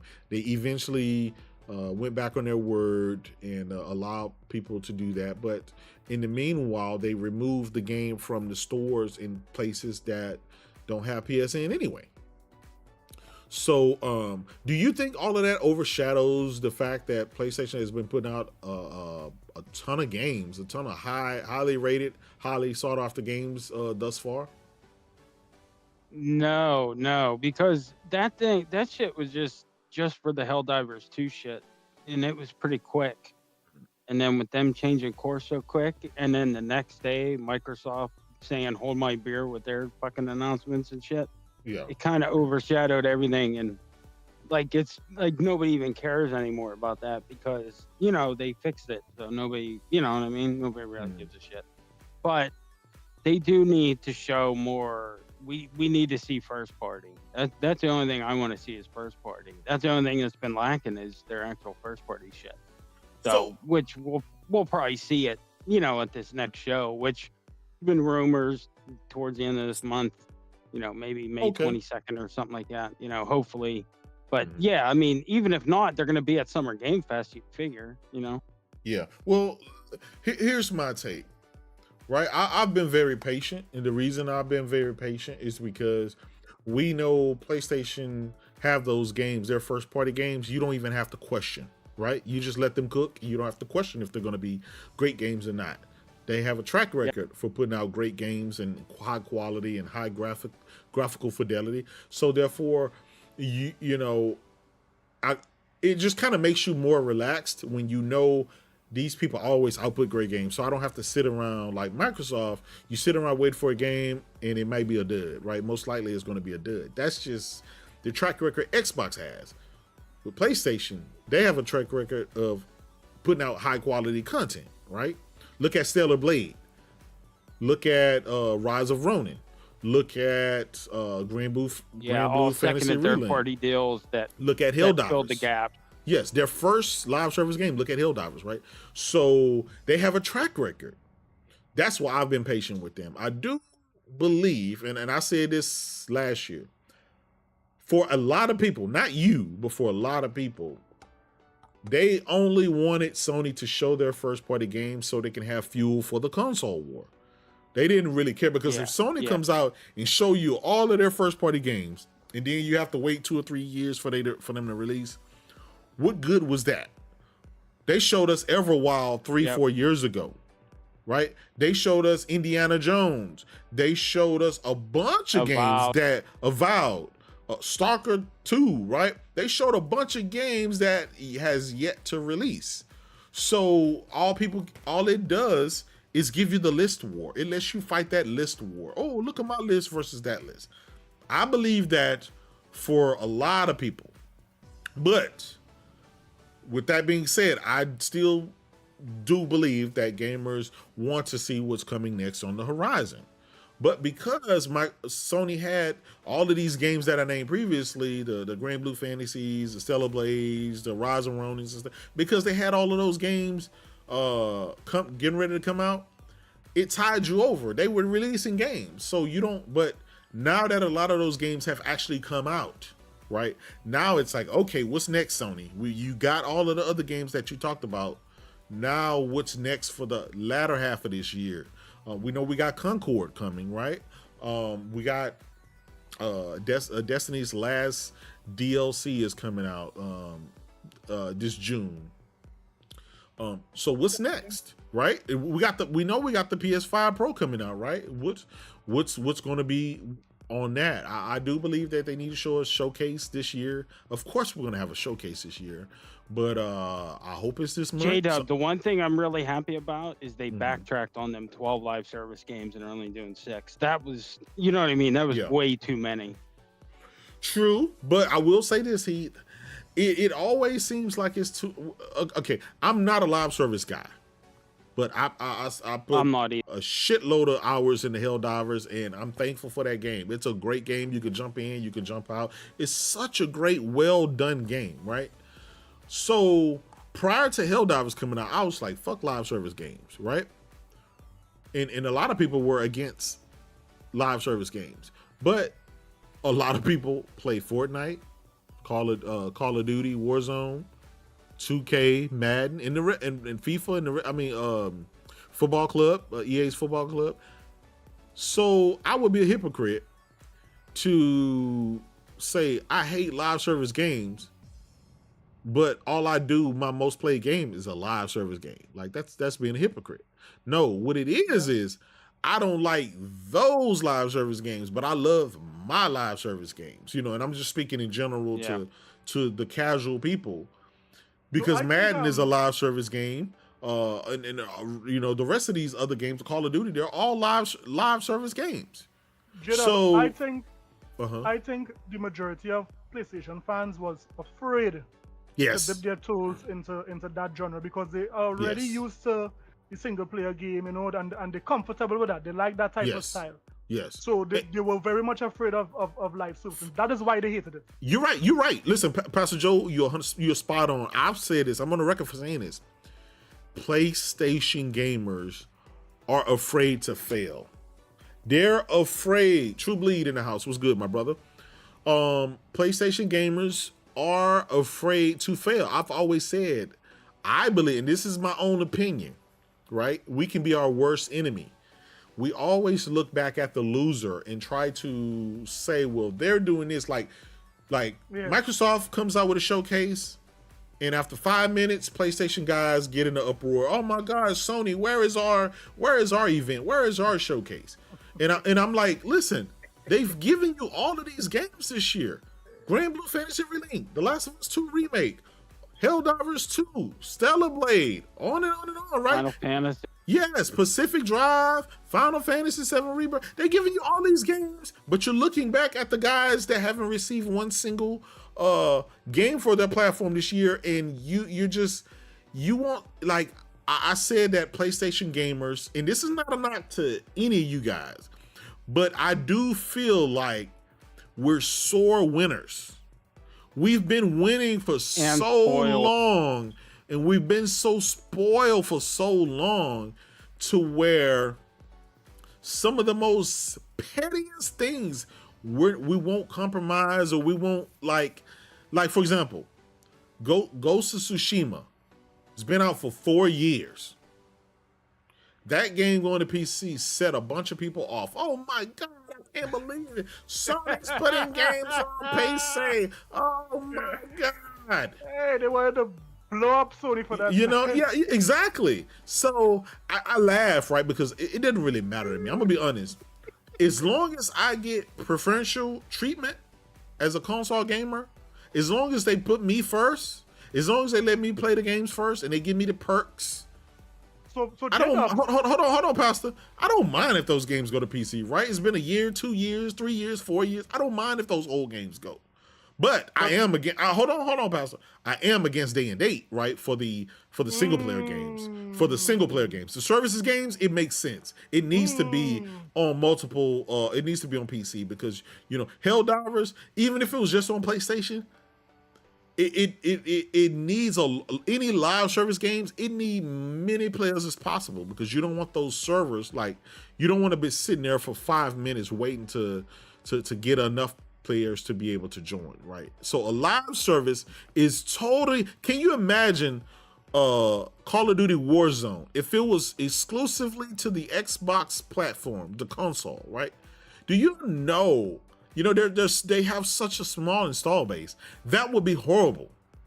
So this is why Microsoft use that same argument for their multi-platform games, that they want a large player base. Yes, but listen to what I said, Pastor. I said live service games. Yeah. Your single player game. Hold on. Yeah, listen. I don't. But here's the thing. It was more than just Sea of Thieves went, Pastor. Right. As Does Falls, right? What else? As Does Falls is not a Microsoft game. They publish it, but it's not. That don't belong to Microsoft. Pastor, in the great console war game, brother, you know as well as I know it at all. If you got credit last year when it launched, right? You got credit for it being an Xbox exclusive. Don't say now. Now that it's not exclusive, we don't care, right? Come on, Psychonauts, right? Psychonauts 2, right? No, Psychonauts and the launches are exclusive. Come on. Okay. It's okay. So you don't do that. Okay. Let's name these 5 games that's on. Right. We got Sea of Thieves, Grounded. What else? Hi-Fi Rush. Hi-Fi Rush isn't a multiplayer game, or it isn't a live service game. It's not 5. It's 4 games that came across, because as Does Falls was a timed exclusive. No, it's actually 9. Shout out to Satya Nadella. Satya Nadella is out there bragging. We got 9 games on PlayStation in the top. So that's Satya Nadella. He bragging. That wasn't me. That was Satya. Right. That's Call of Duty games like that. Well, okay, it is what it is. Doesn't blame that guy, right? Okay, but hear me. I understand the live service games, because you need a big install base to keep things coming and pause. So you agree with Microsoft with the Sea of Thieves? You agree with Microsoft? Yes, I was never. Okay, good. Listen. Hold on, Pastor. You will never hear me saying anywhere that Microsoft bringing games to PlayStation is a negative thing. I've never, ever said that. Matter of fact, I can't wait to play Halo on my PS5 Pro, brother. I can't wait to play Gears 6 on my PS5, brother. I can't wait to play the new Doom and the new Fable and the new Elder Scrolls. Yeah, but Doom is a multi-platform.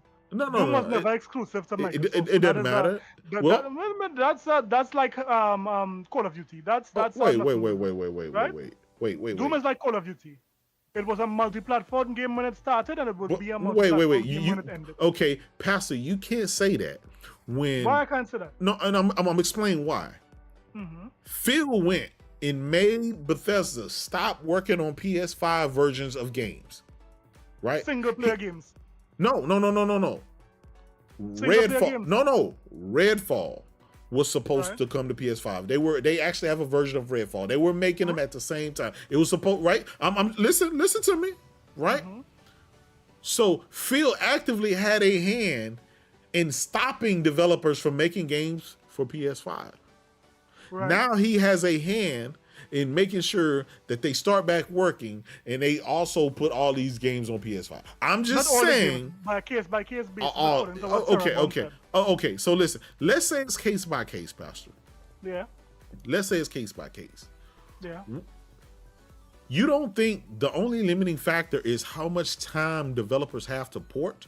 Because Microsoft don't own studios like Bluepoint and like Nixes and stuff that actually do the porting and the rewrite. Yeah, and stuff like that, right? So right now, like, we know that Sea of Thieves was being worked on behind the scene in a frosted glass in the studio, right? Hidden behind the covers, right?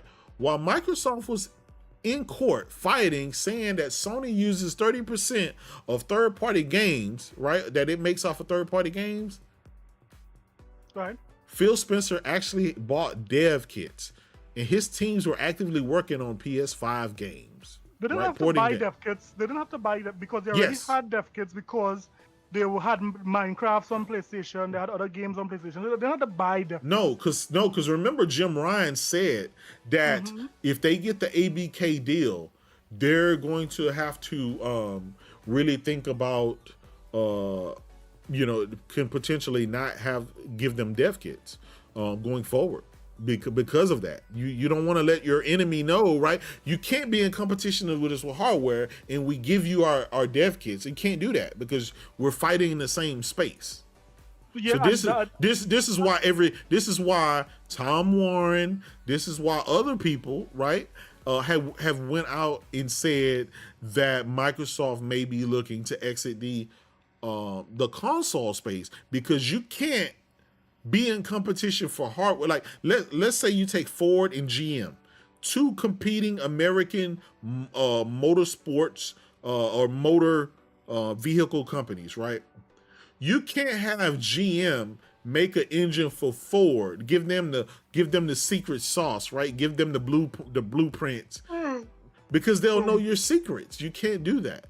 So that's why Jim Ryan was against that. So are you saying that Microsoft, because of that thing what Jim Ryan said, Microsoft is no longer going to make a next generation console? No, I didn't say that. What I said is the only reason I'm against Microsoft keep making more hardware is because their hardware just don't sell in any tangible numbers. They lose money on it. They'll make more money by just being a third-party publisher, and so that's why they're leaning in that direction. That's why they're building their own store. Right, that's why they're moving in the direction of a third-party publisher. So let's say they make another world's most powerful console, Pastor Joe, that costs $500, $600, right? The consoles that they have now was $139 for Christmas.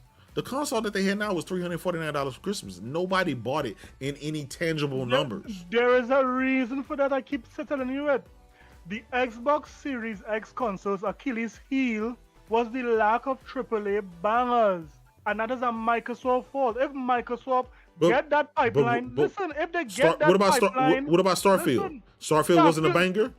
Of course Starfield was a banger, and they saw an uptick in consoles and everything around board, as the article show. This help us to see that it didn't even win NPD in this month of... Listen, Starfield... Leon Barry was good, brother. Do you need to win MPD to be a successful game? Pastor, do you know what? Do you need to be and do you yes, need to? Yes, do you? Yes, no, you know what MPD is, right? That's sales. I disagree. That's MPD is sales. It's how to chart sales, right? If your console, hold on, if your console is not selling, that's indicative of what gamers think and what gamers are not doing. If a person don't buy your console, that means they're not going to buy your game. That means they're not going to subscribe to your service. That means they're not going to buy your controller. That means they're not going to buy X, Y, and Z. This is why PlayStation, right? They want you to play on PS5. You know why? Because the more people that buy PS5 is the more people who potentially will buy a PSVR 2, is a person who potentially will buy the earbuds, the headset, the TV, the monitor, and everything else. It's a synergy, Pastor. As I was saying, JW, you do not have to win NPD for your game. I'm not talking about the console. For your game to be successful, you don't have to win NPD, because if it is you look at both consoles, the buying physical media, which NPD alone tracks. NPD do not track digital. That's not true. That's not true. That's not true. Circana tracks both digital and physical on NPD for Xbox and Microsoft and PlayStation. There was a large section of software being sold on Xbox that was not tracked by Circana because of it being software. JW, you know that? That's not true. Right? Okay, show me. Okay, show me the digital. Okay, wait. To prove your point. Okay. To prove your point. Thank you. Show me the digital sales of Halo Infinite. Hold on one second, sir. From Circuna. No. I'm going to show you the latest NPD chart. No. And if you look at the bottom, hold on, wait. Pastor. Yes, you said Circuna does keep digital sales record. Could you show me the digital sales records of Halo Infinite? Okay, I gotta go back to. I gotta find. That's easy. See, Pastor. If you would read the Circana, you would know at the bottom it does. Yes, say at the bottom digital. It says. Let's pull it up. Let's pull up the. Okay. Hold on. For Halo Infinite. All you have to do is read it, Pastor. Yeah, Pastor. If you pull up any NPD Circana at the very bottom, it tells you what platforms.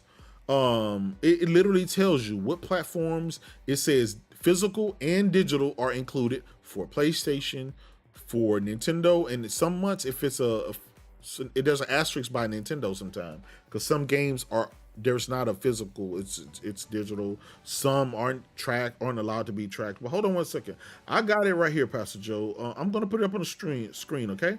Yeah. All right. Let me see. Bear with me 1 second, guys. Bear with me 1 second. I'm gonna put it up on the screen. Let me see digital sales for Halo Infinite. Just 1 second. I know my brother Pastor Joe trying to derail the show, but listen, I'm not derailing nothing. I'm actually enjoying this. I'm but enjoying Pastor, that's still on Microsoft to report it, and sometimes they don't. But they don't. Yeah, they know. But they do. That's what he's trying to tell you, that you don't read the fucking articles, or you would know at the bottom it says they do track digital. You would know this. Well, let's see it. JW is gonna put it up, man. Let's see the digital sales. All you have to do is a fucking Google search. You can do it in 5 minutes. Hold on, guys. Pull it up right now. I am going to put it up on the screen. Media, image. Add a image, add a new NPD. I also want to, thank you guys for rocking out, man. Everybody in the chat. Got my brother Pastor Joe, the Heathen Stevens.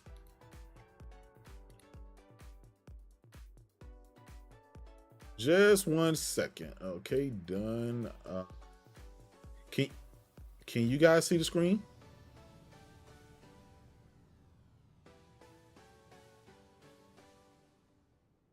I'm not seeing anything. I'm watching it. I'm not seeing anything. Okay, give me a second. In the meantime, let me search it up and see. No. The Pastor, look at the screen. Look at the screen. Look at the screen. All right. Okay. Let's say this one here is from this is the reporting period from December the 23rd all the way through May the 6th. Now, I'm going to scroll to the bottom, Pastor, but I just want you to know Helldivers is number 1. Final Fantasy VII Rebirth is number 4. MLB The Show is number 5. Spider-Man 2 is number 11 rank. Rise of Ronin is 14. It's a new IP. The Last of Us Part 2 is number 13. But I want you to see right here on the screen what it sells. I'm seeing, I'm watching. Okay. Hold on. I'm going to read it. You're going to see it. It says there's an asterisk. It says any place where there's an asterisk, digital sales not included for the marked titles.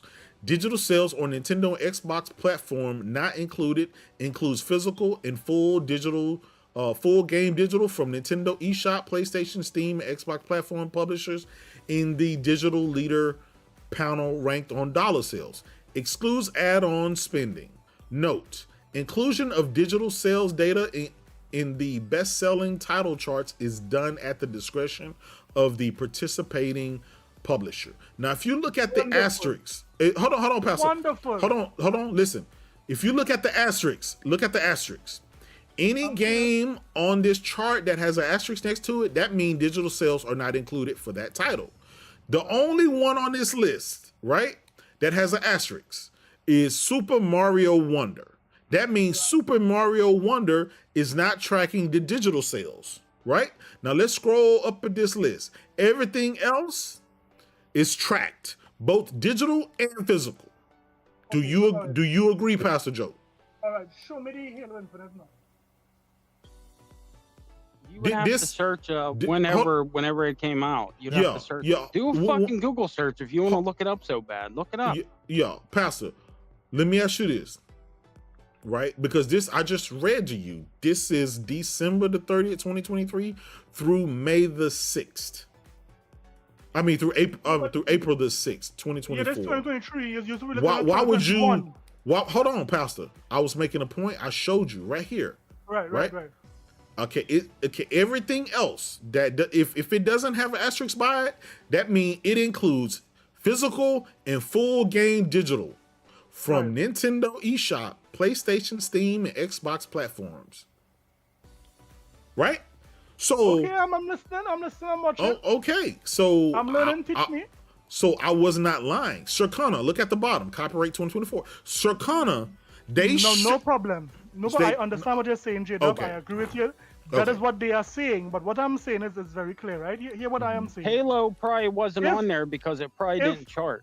If it is that the digital sales are so easy to get via Circana, could you put up in 2021? Hold on, it's the publisher that reports them, and it's at their discretion. Thank you. And Microsoft will track the digital sales for most of their games. They don't share it. What? Can I ask you something, Pastor? Hold on, Heath. Like, what the fuck are you talking? Hold on, Heath. Hold on. Pastor, let me ask you this. Why do you think that is? Well, I think that question will have to be referred to Phil Spencer because, they maybe don't want to, let the cat out of the bag. They want us to be surprised at the financial updates. I don't know. That question is more for Phil. That wouldn't be for me. Okay, they quit reporting years ago when they quit doing sales and their sales were shit. That's when they quit. Giovanni quit doing it last gen. Man, thank you guys for subscribing, man. Giovanni got a new subscriber in here, man. Yeah, man. That's because of the facts I'm dropping here, man. You see Minecraft and COD. That means that shit's getting reported. So listen, Halo probably isn't on there because it probably didn't sell enough to chart. No. Hold on. I just pulled it up. All right, put it up. Let's see. Hold on 1 second. Oh, hey. Okay, so Halo Infinite didn't even win NPD when it launched. It was number 2. That's crazy. It was number 2? Yeah, it was number 2. Okay, so what that was means they were charting sales. Yeah, hold on, guys. No, he said they didn't charter. He just said that, but let me see. No, wait, hold on, Pastor Joe. Hold on, right? Because context is everything. Yeah, buddy. Halo didn't win. I remember because we used to tease it, but what I'm looking at right now is GamesBeat, VentureBeat, which they report to Sakana as well. Call of Duty Vanguard was number 1 in NPD, followed by Halo Infinite at number 2, followed by Pokemon Brilliant, Diamond and Shining, and Pearl, followed by Madden, followed by Battlefield, followed by Spider-Man Miles Morales, and so on and so on. I'm wondering how much Halo dropped the next month, though, because I think it dropped like in the teens. No. Next month. This is what happened, Heath. This is what happened. Yeah, but it didn't give any numbers. No, hold on. In the same list that you were seeing. No, hold on. Okay, hold on, Pastor. No numbers here. Pastor, please. Right? Like I said, there's context to everything. Right. I remember the reason why now. It makes perfect sense. Because what's the reason why? Halo launched the early access. No, hold on. Yes. Yeah, not only was it early access, but you remember the multiplayer is a free to play. It was only the multiplayer. It was only the multiplayer, which is free. So the game was fragmented. It wasn't a whole game. So that makes perfect sense of why. But based on at that time, the multiplayer that released or whatever that released at that time, it was number 2. It wasn't even number 1 because, of course, it got beat out by Call of Duty. But yeah, it was a fragmented game, so that's why, Pastor Joe, that they didn't. And it released early. Remember? Yeah, it was early multiplayer access. Was early access. Yeah. So that speaks volume of why. So I'm glad we can kind of clarify that. But I will say, hold on. I will say this, Pastor. I honestly believe, if Halo was just pieced together, one whole game and it wasn't fragmented. Hold on. Let me finish, Pastor. Let me finish. Right? Before I lose my thought. I honestly believe if Halo would have launched and not been in Game Pass, and if it would have been together with the multiplayer and the single player, and it would have been a complete game, I do believe that game probably would have sold 10 million copies in its first 2-3 weeks. I do, because of the name alone. But because they broke the game up, they released the multiplayer, the early access, and then the single player, and then all the promises. And remember, it didn't have Forge, and they started saying all kind of stuff about what it didn't have. The only ones who early access was if you paid for the higher. Yeah, I forgot about the higher. You had to spend $100 for the higher tier to do that. So that's why those numbers were inconclusive. Jim was good.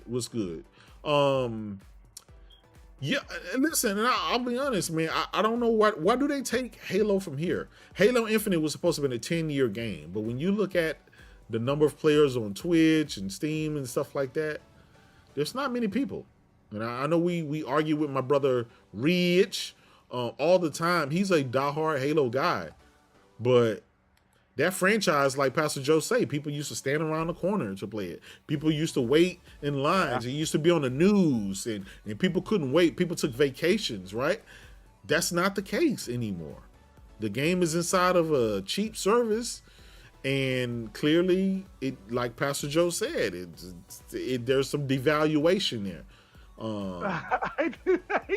Well, you alluded to. You alluded. No, compared to even compared to last gen, the quality went down compared to the last game. You meant to say it, Pastor. You alluded. Same thing with Gears. Yeah. Same thing with Forza. This last Forza came out, it was missing features and modes and tracks and all kind of shit. Absolutely. You ain't lying there. But the same can say about PlayStation games. They miss features.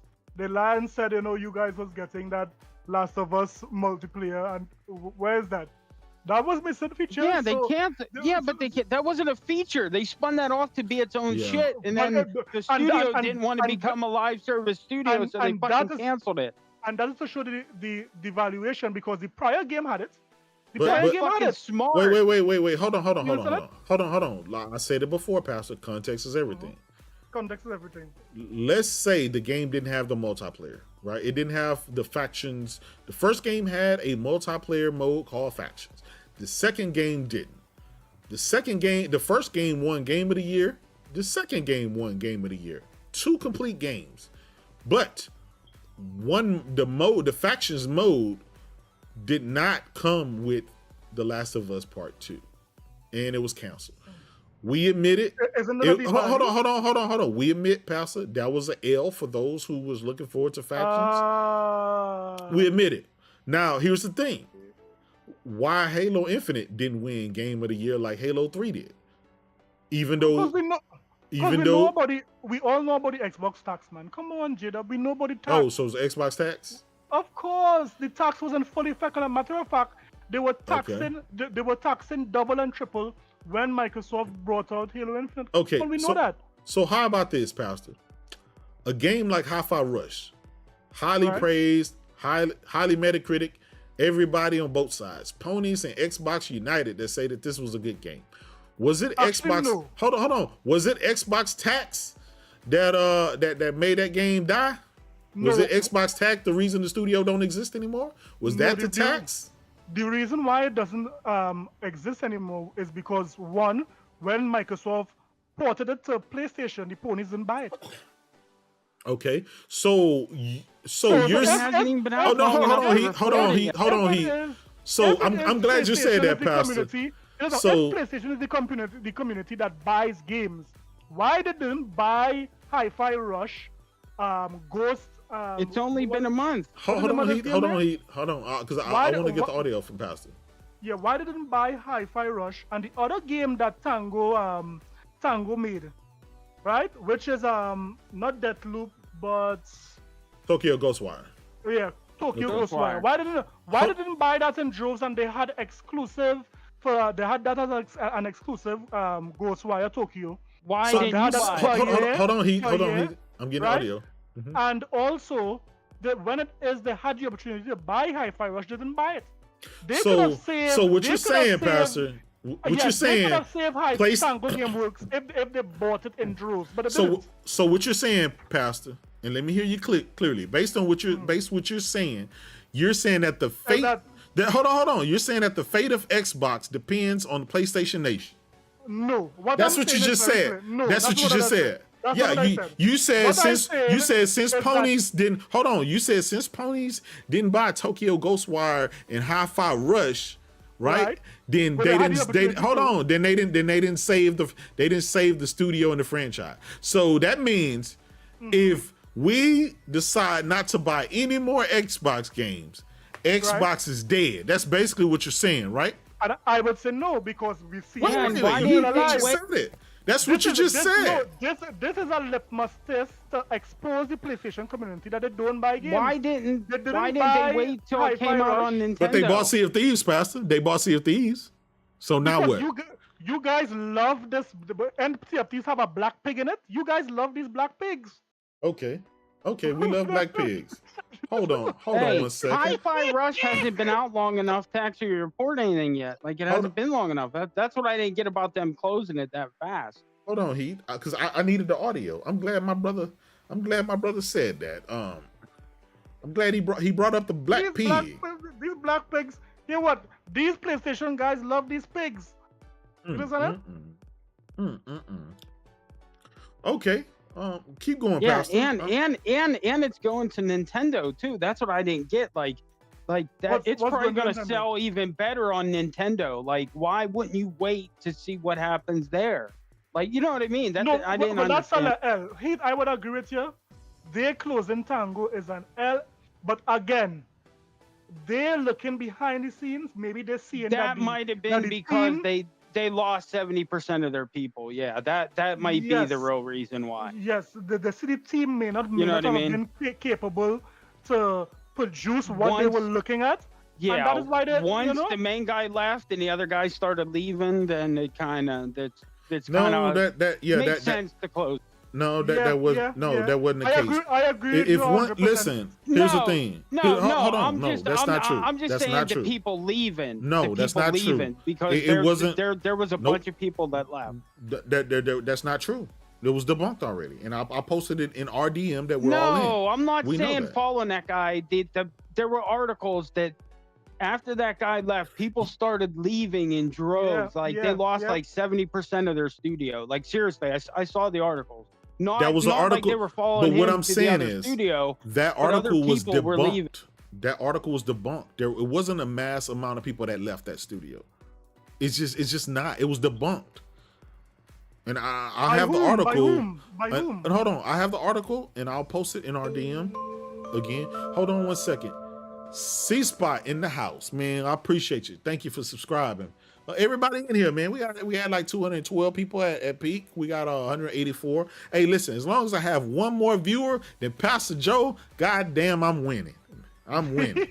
I didn't understand them closing down the mobile studio too. That was kind of weird with them trying to go in that direction. You'd think they'd keep that because those studios are usually real small. You know what I mean? Yeah. Yeah. But listen, back to the topic, right? With PlayStation, right? They've released a bunch of games this year, and now that they've released those games, what's next for PlayStation? What's next for the first party? What's next for the third party and second party? Well, we know Ghost of Tsushima 2 probably next year, more than likely. Yeah, Wolverine. I just want to focus on what we know for sure, right? We can speculate Wolverine. on that. Wolverine, we know is coming. Okay, so but for the rest of this year, we don't know when though. Yeah, okay. We don't know. We know Concord. We know Concord because they said that Concord probably. We know that's a first person shooter, I think. But we don't know anything past that. What do you guys think? When is Sony going to have a show or something to show us what we're going to be playing for the rest of the year? Either before or during the summer game. Maj Claridge in the house, man. I appreciate you. Thank you, Maj, for subscribing. Man, I'd have got like 20 new subscribers today. Thank you, Pastor Joe. I appreciate you, Pastor Joe. Come on, man. Good, clean Cristiano podcast, man. I find this podcast is very clean, Jada. Absolutely. Outside of Heat cursing up a storm, it's very clean. Hey, Pastor, listen. I run a good, fair and balanced, like Fox News show. You know what I'm saying? Fair and balanced. No, I'm just playing. But yeah. So it's been a while. I don't do a lot of content too much. I need to start. I'm being honest, y'all. I just be fucking lazy. Plus, we be doing the stuff over on Z Channel and stuff like that. But I know I need to start being more consistent with this stuff. But Pastor, what's your take? What's your take on PlayStation this year? And what do you think? When do you think Sony's going to have another show? And do you think they're going to show anything? I want to hear your honest take on PlayStation. Quite frankly, this showcase for PlayStation is more for the hardcore fans. It's the hardcore fans, the real ponies who look at this. Really and truly, the casual gamer is going to do casual gamer stuff. They'll continue buying the PlayStation because it's the leading box to play casual games, right? But this why do you think that's the case, Pastor? Why do you think? Because they have the mind share. They have track record from PlayStation 2, PlayStation 3. They have that mind share, and it's very difficult for another company to come and shift that mind share to their platform. So this is why Microsoft needs to have inroads, different strategies to break the mind share of the casual gamer to bring them across to their box. But that is something for Microsoft. Microsoft will need to figure out, right? Okay. But this showcase here really needs to tailor to the real hardcore ponies. They would have it after Microsoft, like how they're accustomed doing. Yeah. So I expect something. So you think they'll let Microsoft go first and then they'll show you like normal E3? Yes, they will drop that PlayStation Pro and they'll drop games that and they will tout being the most powerful console. So, the usual pony stuff. Hey, right? that's gonna be epic, Pastor. That'll be if that happens, right? And I agree with you 100%. Everything you're saying is 100% facts right now on this subject. If that happens, right? NG the atheist. Hey, listen, I know that's why I use that. You know what I'm saying? That's why I use that. But if you're saying that Microsoft is going to have this showcase, 2 showcases actually, one back to back. Coming up next month, or is it the end of this month? I can't remember. But in June, sometime in June, right, in June. And then right after that, Sony's going to come out, show their first party games, running on PS4, PS5 Pro. They're going to tout the mind share. They're going to tout their great, graphically demanding, great looking games. Where is that going to leave Microsoft or Xbox? Like, you know, if somebody come behind you and they come with some bigger and better, like, you don't think that that's going to put Xbox in a bad light, or in a well, no, because what Microsoft needs to do is show the games, and then when it comes to hardware, they could, you know, maybe tout that handheld that they, you know, the rumors have been talking about, show how it's, you know, how it would be superior to the Steam Deck and the other so-called handhelds out I think Pastor forgot something there, J-Dub. What's that? He forgot what Satya said, that PlayStation and Nintendo is part of the, you know, the Xbox community now. Yeah, he don't. That's what you don't get, Pastor. Yeah. No, I agree with Satya. So that means the console. That means they're going full third party. They're going publisher. No. If he's talking like that, that means they're going publisher because of what happened with Activision. Because the last chance was Starfield, and it didn't work out the way they did. Well, and then once they got Activision, they saw how much money they're making because they could see the books, and that changes the. I'm telling you, that changes a lot of shit. They will be able to recoup as much money as possible, as I said before earlier, if they continue to leave Call of Duty and those other games that was already existing on PlayStation as is. They would still look how much profits they made just by having the ABK deal. They don't need to touch anything when it comes to ABK and other platforms. Let these ponies buy it as normal as they're accustomed doing, and they will. That makes you part of the Xbox ecosystem. If you're not putting COD on Game Pass, then you might as well shut it down. And as I said before, they would have to look at, again, this tier model that not much persons will go for. Yes, the hardcore will go for the tier model, where it is they are releasing these games day and date on the tier model for more money, right? However, the vast majority of gamers will buy Call of Duty as normal, right? And they will recoup that money. So hold on, Pastor, because I kind of agree with you, but I kind of disagree with you. And this is what I say. This is the only reason I disagree with you. I keep hearing this come from pro Xbox guys about money. Microsoft is the world's richest company several times over, right? Compared to Nintendo and Sony.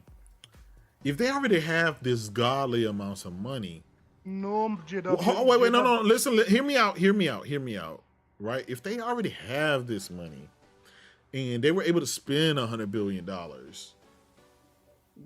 why do you keep bringing up money when it shouldn't it be about games? Yes, it is about games for me as a consumer. But what I'm talking like I am in Microsoft shoes. They're concerned, Satya and all the board members, they are concerned about their profits. At the end of the day, let's be real, right? And what I'm saying is let me ask you this. What I'm saying, why is it? Hold on, because they are a corporation. You agree? Is Nintendo a corporation? Is Sony a corporation? Of course. Okay, so why is it that Microsoft, when they worry about profits, they don't deliver games, they close studios, they cut things that are what do you call it, that are so substantial to Xbox? Sony does this. Hold on. Listen. But Sony and Nintendo, they still output hardware, handhelds, headphones, earbuds, VR, all kind of other stuff that evolves around. That evolves around the PlayStation. When they cut studios and when they lay people off, like when they closed London studio, right? That was from a studio that hadn't put out a game in like in over 10 years, right? It was one that wasn't working on anything or doing anything. Even when they closed Japan studios, right? They weren't working on anything. They hadn't, that studio hadn't just did major anything, right? So it seems like, but when you look at Tango Gameworks, they just gave you the best game, or one of the best games of the year that was actually successful. but they close it down. Like Microsoft does things per quarter, and I said that when I started this podcast.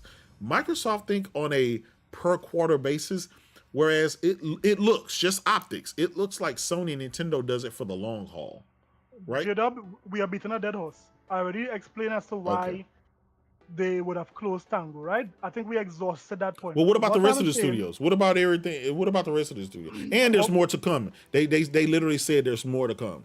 The rest of the studios were mobile studio that didn't produce anything that could have rivaled any of the maybe top 20 mobile games out there. The bottom 20 mobile games, that studio couldn't rival anything because what they had was a game called Doom something that was not making numbers, and also some sort of creature game that was not making numbers, and they had nothing else in the pipeline based on what they announced. So they deserve to be closed. The other studio, I think, was Alpha Dog.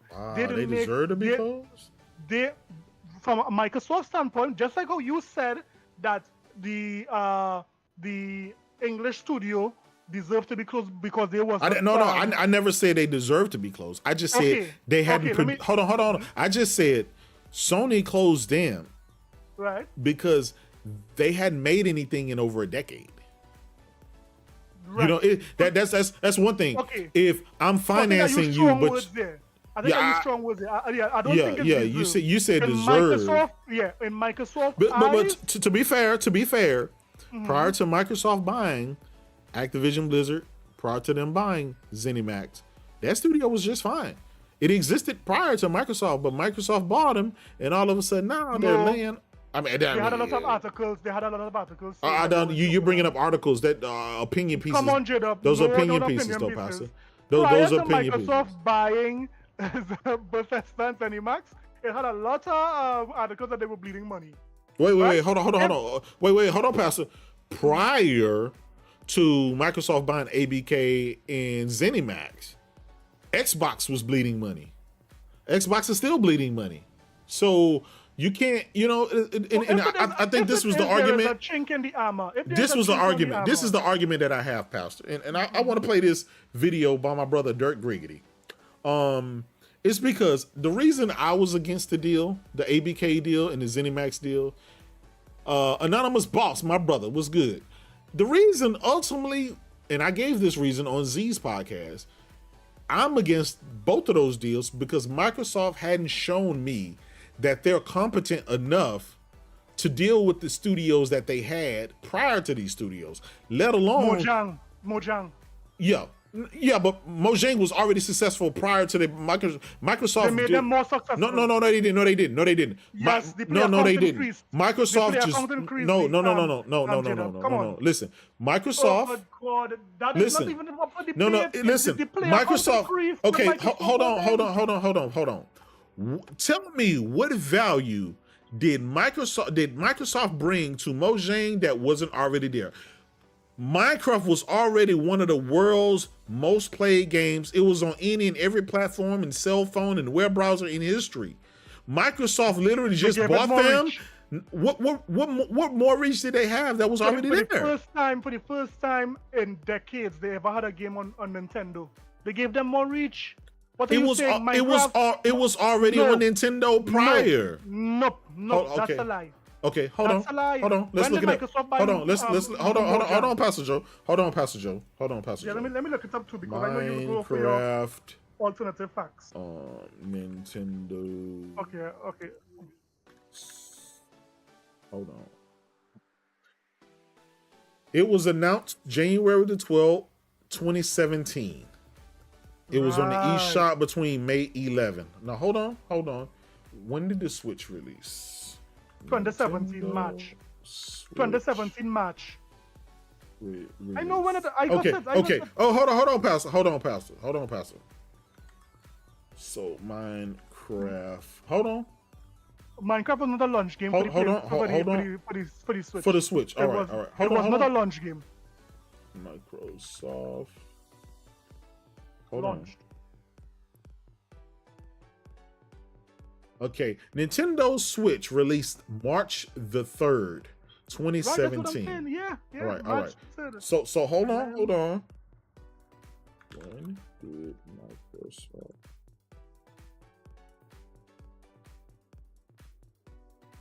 Microsoft bought Mojang in 2014. Wonderful. No, check this out. Hold on. Now we're gonna see. We're gonna see up to that. Now, obviously, the Switch wasn't out, right? But you do know that. Hold on one second. I want to prove a point. Minecraft. And Minecraft was released on the Nintendo Switch on May 11, 2017. So Microsoft hold on. Pastor, can you hold just 1 second, please? Just 1 second, brother. Just 1 second. JW, you can't win it all, JW. You can't win it all. I got this one. This one I have. Hold on, Pastor Joe. So here's the thing, Pastor Joe. Minecraft, when did the Wii U come out? Because Minecraft was on Wii U. Let me see. Wii U release. No, it was not only Wii U. Yes, listen. Okay, the Wii U launched November the 18th, 2012, right? 2012. Minecraft was on the Wii U. That was prior to Microsoft buying him. Launched on Wii U. I rest my case, Pastor Joe. That's not. Wait. Let me see. I know you have your alternative fax machine going. Right. I rest my case, Pastor Joe. I rest my case. That's what I thought. That's what I thought, Pastor Joe. That's exactly what I thought. I told y'all. Minecraft was on the Wii U. So Pastor Joe want to come in here and say the reason why Minecraft is on Nintendo is because of Microsoft. That's not true.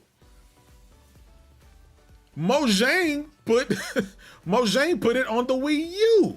Not just the Switch, but the Wii U. So I'm just Pastor. You making it seem like Microsoft bought these studios and all of a sudden they just doing this great stuff. They didn't do a thing. They bought Mojang because they wanted that consistency amount of revenue that's coming in. They really didn't add no value. Place in there. Absolutely. Listen, let's face it. It's just like Call of Duty. Microsoft is not going to add value to Call of Duty. They just want to buy it because the motherfuckers just sit around and make money. They want that recurring revenue that comes in. Death. Absolutely. They're going to run COD into the fucking ground because they monetize shit to death. Go look at Minecraft, that marketplace, on all the shit you can buy. It's all dog shit bullshit. Exactly. That's what I'm saying. Wait. Did this dude come in here and spam? Hey, Pastor, why are you spamming my... Hey, somebody get Pastor. Man, Pastor, why is he in it? Heath, what's wrong with Pastor? I have no clue. I've never understood what's wrong with Pastor. I don't. Why is Pastor Joe coming here and rambling and raving? And when the last time he on my show, right? He didn't I have to kick him last time because he was talking shit about you. He got irate. Pastor Joe was attacking me and my... See, I give Pastor Joe, just like Z, I give Pastor Joe a platform, right? So we can hear him out being very logical. Pastor Joe, why are you attacking me and Heath? We're giving you a platform. Then you go and attack me. I showed you that Minecraft was already on the Wii U.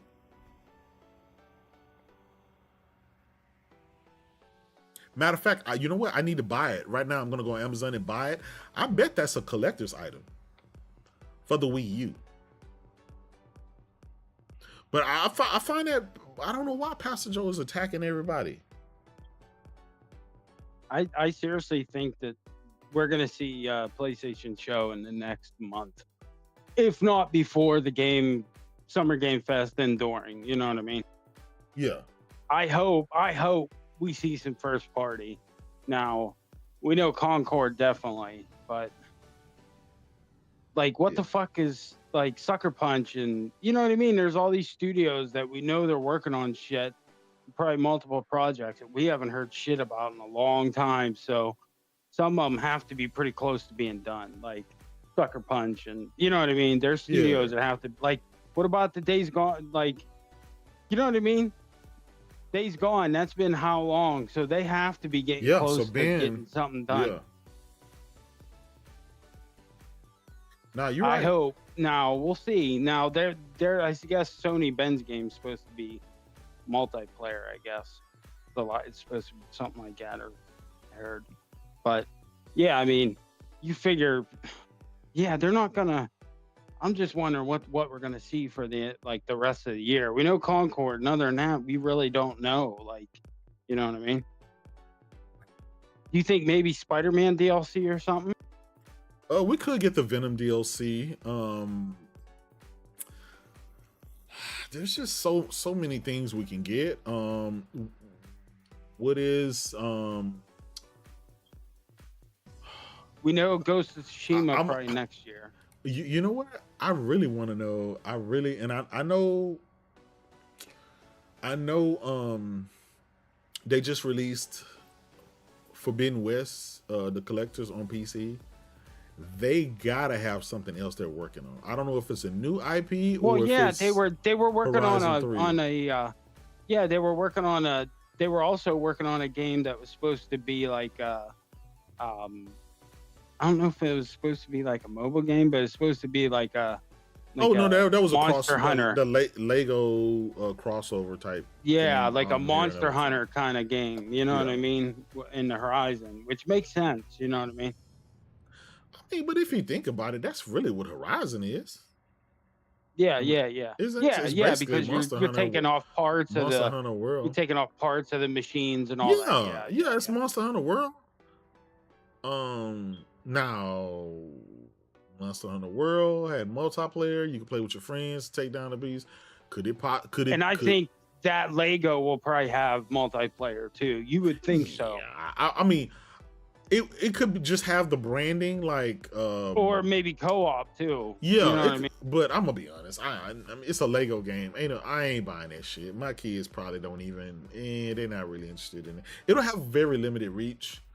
Yeah. I don't see many PlayStation dudes caring about that, but they better give us something. We know Sony Ben. We know Naughty Dog is working on a new IP, supposedly a space game or something like that. Yeah, they were working on two, just like Ragnarok devs, Santa Monica. They're supposedly working on two. Barlog's working on some sci-fi game, and then they're working on, probably a standalone Atreus game, and then a new God of War game. Yeah. You would think, probably at least the new God of War in the new setting, and then an Atreus game with him figuring out the rest of the Giants. So we know what Santa Monica is doing. Hey, except that Cory Barlog game. A Crazy World Jade. Hey, don't that sound like Pastor Joe's sock account? Could be. Yeah, because it's a Crazy World Jade. That's Pastor Joe, y'all. That's Pastor Joe's sock account. Because all of his tags end with a J. Island Gaming J. Pastor Joe, get your ass up out of here. You already attacked me. I gave you a platform. You came in here talking crazy. I'm gonna put you in timeout, brother. Get your ass out of here. Anonymous boss. That's Pastor Joe's sock account, bro. Don't listen to him. I've never had a sock account in my fucking life. I don't have that much time to do that shit.